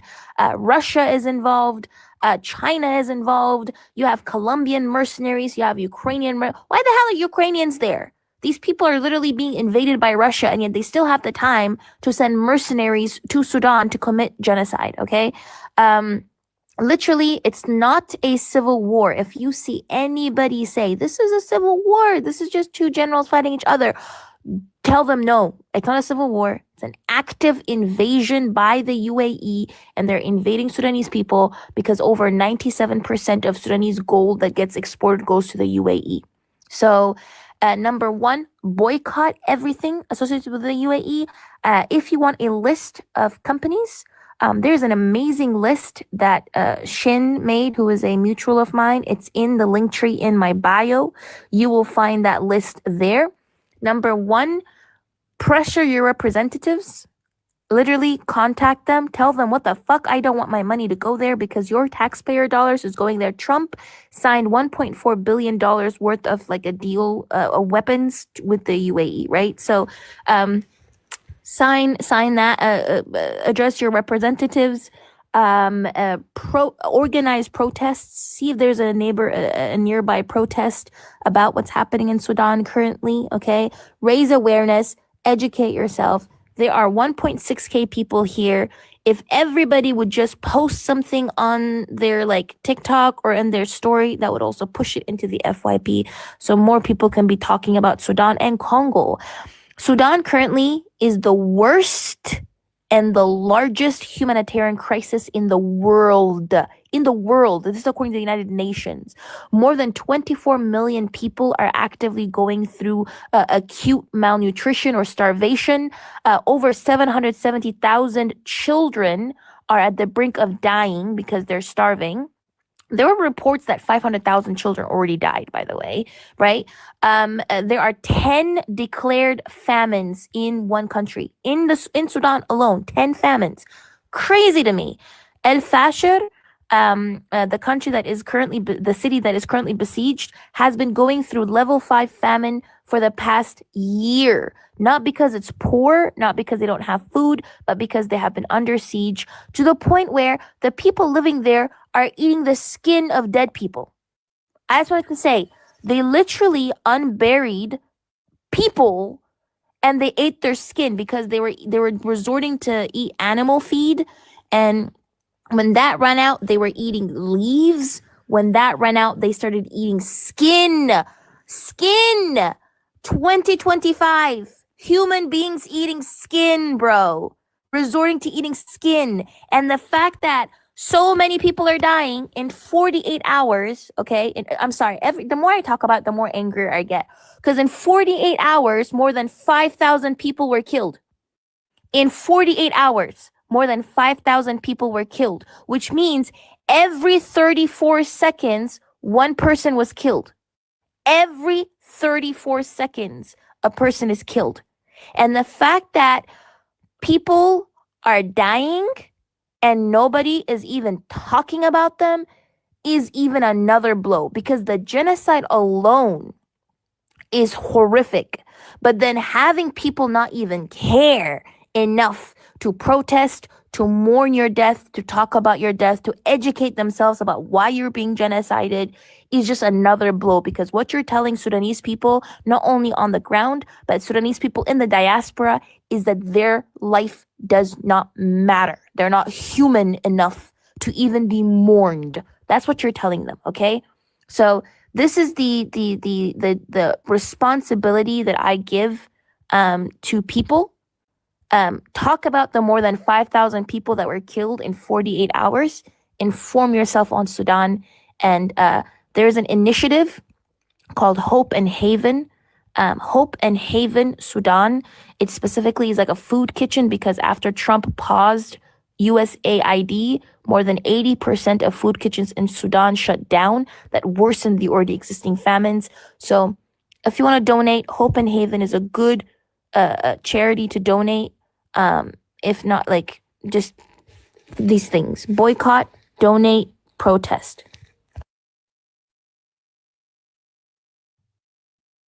Thank you for that, Athena. I really appreciate you bringing attention, because it seems like a lot of people don't know what's happening, and I think spreading the awareness is massively key, and also creating that transparency. And she has a link in the link tree in her bio. It's the first link in the link tree in her bio that even gives the companies that are associated, so we can specifically know where not to spend our time, energy, and resources. So like she said, share the videos out. If you can create videos, if you can push that information out, get it out, is super important. But also, like, one thing that I harp on all the time, especially here in the US, is that like, we don't understand the amount of power that we have if we actually withhold our purchasing power. So that's a huge deal. Like that, I think that list that she has is a massive deal. Can I say one thing, please, to the people in the chat who don't know what's happening? There are reporters on the ground. There were bots. We got Yeah, but there were some people who were like, I didn't know this was happening. What the hell? Oh. There are reporters on the ground. The reason as to why people or the mainstream media is not reporting on this is because it's happening to Black people. That I'll just keep it a buck. It's happening to Black people. Funky. Yes, it's happening to Black people, Black African people, right? And people legitimately think that the natural condition of the African is just to die, okay? That's precisely why people are not talking about it. Another thing is, if you want to see how horrific the videos are, go to X and type El Fasher. Go to freaking X, type El Fasher. I have seen a mother and her 2 toddlers under the age of 5 get strange fruited off of a tree. Children. I've seen people being forced to bury, to dig up their own graves, and then once they got in there, they were shot. I have seen people eating livers of people after they unalived them. The liver of a person. They just ate it on video, okay? I have seen a young 22-year-old girl or 26-year-old girl who they tried to grape, and because she fought back against her grape, they strange fruited her off of a tree because she fought back against her grape. I have seen literally piles of bodies. Okay, if you are in my Discord server, I'm posting the videos in the Sudan update videos. They're really graphic. Okay, I've seen literally babies unalived, like piles of babies unalived. It's so fucking sick. Literally so sick. The videos that I have seen. To the people who are saying take care of your mental health, I don't care about that when people are literally dying. And I think it's our duty not to look away, but to understand how horrific it is. Like, it's like the videos I've seen like a lot of videos coming out of Gaza. I have never ever in my life seen videos that sick that I have seen. So it's the world's largest and worst genocide currently. Please talk about it. Absolutely. Guys, if you can support in any way, shape, or form, make sure that you do. Make sure you do. Like I said, push that message out. Follow Athena. She's been awesome about it. Athena, your Discord is free, right? It's free. You Get don't in have the to. Discord. Her Discord is kind of fun. I'm not in a lot of Discords, but there are certain people Discords that I am in, and I enjoy the ones that I'm in. Her Discord is a little unhinged. I'll say that it's a little unhinged, but it's fun. But it has so much information, and like literally, you guys keep me apprised of so much. Like I feel like I would be at a loss if I didn't have a line of sight as far as the things that you guys share. So, he said I need to fix my Discord link. That's a K issue. Talk to K. K can help with the Discord link. Joey, did you have something you want to talk about? I did actually. So the only reason I wanted to come up is hi Athena, hi Santana. Is what Athena's sharing is obviously that information should be blasted everywhere. But the reason why I wanted to come up is because of what she said about boycotting these companies. So for sure, there's a whole initiative, and I don't know if you guys know it, and I'm not trying to self-promote. You guys can literally go on Google and look up the mass blackout, which is a movement happening from November 25th to December 2nd, where we're shutting literally big corporations out. Do not give them your spending power. And yes, this starts the day after Thanksgiving, which, you know, happens to be a big purchasing day. So if you can't support your local stores, get ready, stock up on food. And then after December 2nd, make sure you're still providing your money to local shops, your local groceries, employee-owned groceries, things like that. Because if we start hitting them where it hurts, there's nothing they can do. The only thing they care about, it's not our humanity, it's about our dollar bills. And if we can keep that from them, they're gonna have to make a change. But that's all I wanted to say. I appreciate the information because I had no idea. Athena, I heard you on another live a couple days ago, and that's the first time I ever heard about anything that you're talking about. Yeah, and this is like horrific, right? Because like, and this has been going on for a while now. That's a crazy thing. If you want to look at the genocide in the Darfur region alone, it has been going on since 2003. But now all of Sudan as a total has been invaded by the UAE since 2023, right? And when I'm saying invading, I mean like the UAE literally sent 57 cargo planes worth of weapons in October 2025 alone. Okay. And the UAE is also in Congo. The UAE bought the largest tin mine in Congo just this year, right? So this country, I'm sorry, pardon my French, Santana. Okay, I don't know. This is not late nights. You got it. You good. This is not late nights. Okay. The UAE is a fucking shithole country, okay? I'll just keep it a buck, okay? The UAE is a fucking shithole country, okay? It is a desert country that is one of the largest gold trading hubs, or the largest gold trading hubs, and it doesn't have its own gold mine. How are you as a country? You don't have a gold mine, but you're the largest gold mine, gold hub, reserve, whatever it is, refining country, okay? This literal country is a desert, okay? It doesn't even have that many farmland. It has to literally import like 80 to 90% of its food. How does it do that? By buying off land in like African countries, okay? And then after doing that, displacing the indigenous people and native people there, okay? And then funding multiple genocides, okay? So this UAE, porta potty, Dubai chocolate, fucking disgusting country, okay, needs to be boycotted. Every fucking time I see somebody saying, come to Dubai, Habibi, I'm like, no, go to fucking not Dubai, bro.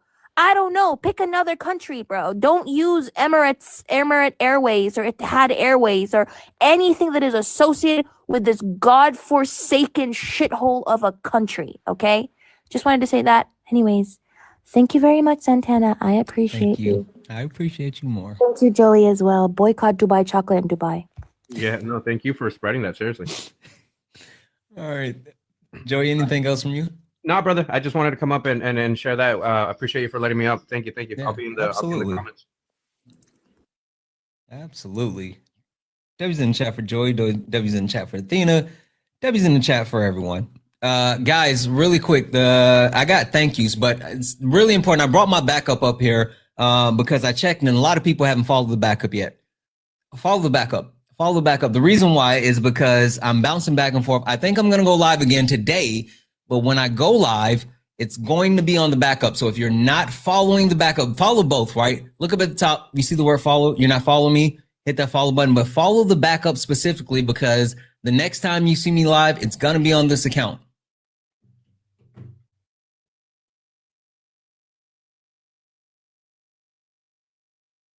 The next time you see me live, it's going to be on this account right here.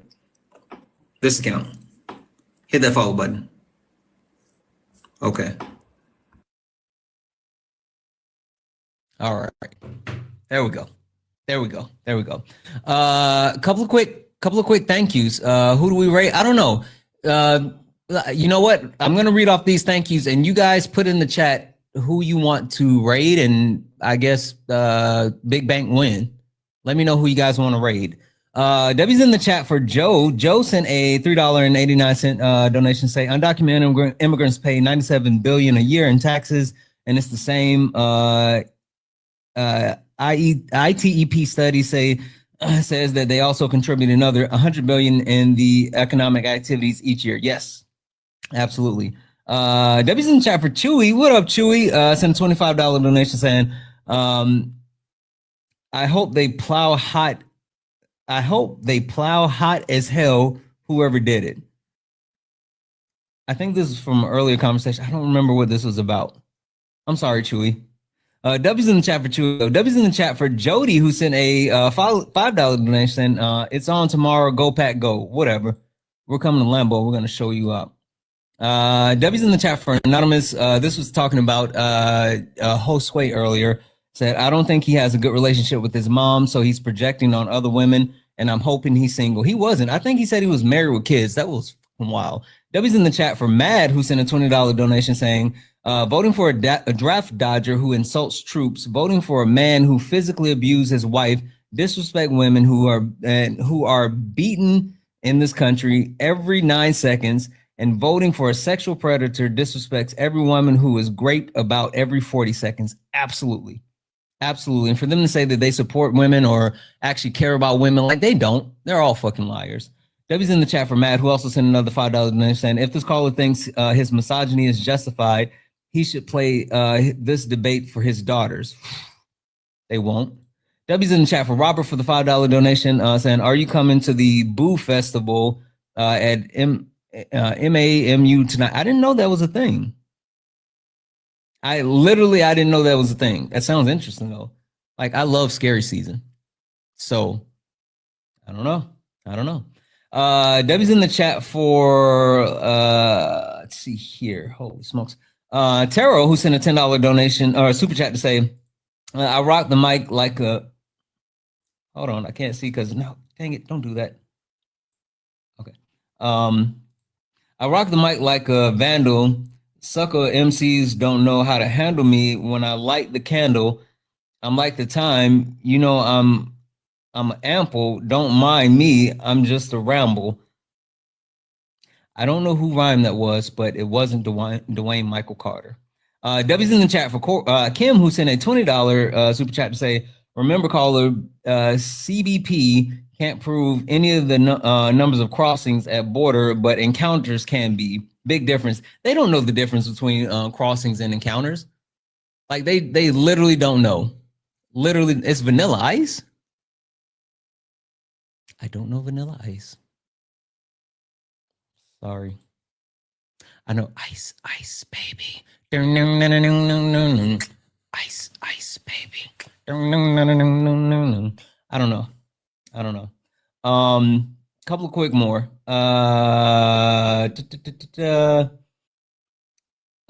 W's in the chat for Misty for the $1.99 super chat to say, I'll say it, he was disingenuous. He was definitely disingenuous. W's in the chat for the other disgusted veteran who sent a $10 donation saying, Gorpers need to stop trying to use veterans in their ugly talking points. You guys can give a fat fuck about veterans. I've seen how you are for decades. P.S. I have women drill sergeants in 83. Exactly. Like, women have absolutely been doing it. Yeah, Tree, I didn't understand what you were talking about. I saw your cash app. I just read it off and I was like, I didn't know what you're talking about. W's in the chat for Tara for the $2 super chat to say, what does Not Phil eat for brekkie? Waffles. Not Phil does. The dude that made you mad. Which one? Chewy, they all make me mad. They're so stupid. Chewy, they're all so stupid. I don't know. They all make me mad. You have to be specific. Which one? Because they all...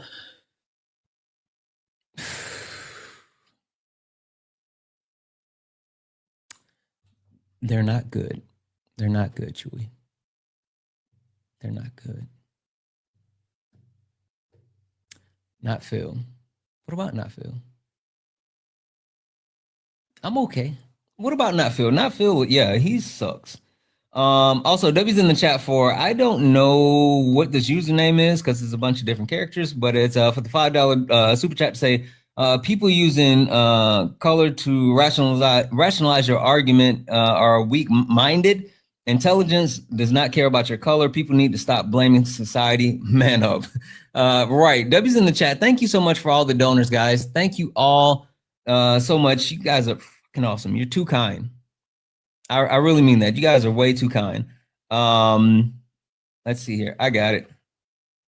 1 second here. Boom. Has everybody followed the backup account? Did everybody follow? Because I'm going to be on the backup account debating here tonight. Can you drop in the chat and let me know? As a matter of fact, follow this account and follow the backup account and let me know when you guys have followed both of them. If you don't follow both of them, you don't love me. And I thought we were friends. But apparently we're not because you guys didn't follow the backup account. Really? Okay. All right. I was just making sure because, you know how you guys treat me sometime. You know how you guys do me. All right. So we're gonna raid Kiana. I might go hang out with Kiana. I like Kiana. Let's see. 0618. Okay, there we go. I am not dramatic. All right, this is Kiana's at. We're gonna go raid Kiana. Santana raid. We're gonna go raid Kiana. Everybody, let's go raid Kiana. Let's do the outro. Let's go. You stepped in a box. Now you're in the ring. Ain't no hugs here. You better take your best swing. Mike Hot, who wanna step in the flame? This ain't a debate, this a mind game. Facts type lies, get left in chain. One wrong word, get slapped out your name. This ain't TikTok T, this a war zone talk. No script, no filter, no safe walk. Bring stats who get scrambled like a glitch. I got fire in my mouth like I came from the pit. Hey, guys, this is fun. This is fun. This is absolutely fun. I really like how like the live end. Tell me those women weren't amazing. Those women were fucking amazing. They were absolutely amazing. Each and every one of them showed up and showed out. And the reason why I love them all so much is because like none of them had to come up here and do it. If you missed it, it's on YouTube. Santana Speaks. We're almost at 10,000 followers over on YouTube. Make sure you guys follow the YouTube. Santana Speaks. We're almost at 10,000 followers. But they came up and showed out, and they didn't have to do that. Literally, none of them had to do that. And I threw out the best. I love my friends. I literally have the best friends on TikTok. Like each and every one of them. They're so dope. And so it was really awesome. I was happy that we got to switch the conversation from politics to just misogyny, because I feel like that's not talked about enough. So anyway, guys, we're gonna get out of here. Let's go raid Kiana. Santana raid. Let's go raid Kiana. And I will be back later this evening, guys. I love you all. Thank you all for being here, guys. Thank you for all the likes, the taps, the gifts, the shares. Thank you for your donations. Thank you guys for just showing up. I mean that, because you didn't have to be here, but you were. So thank you so much. I love you.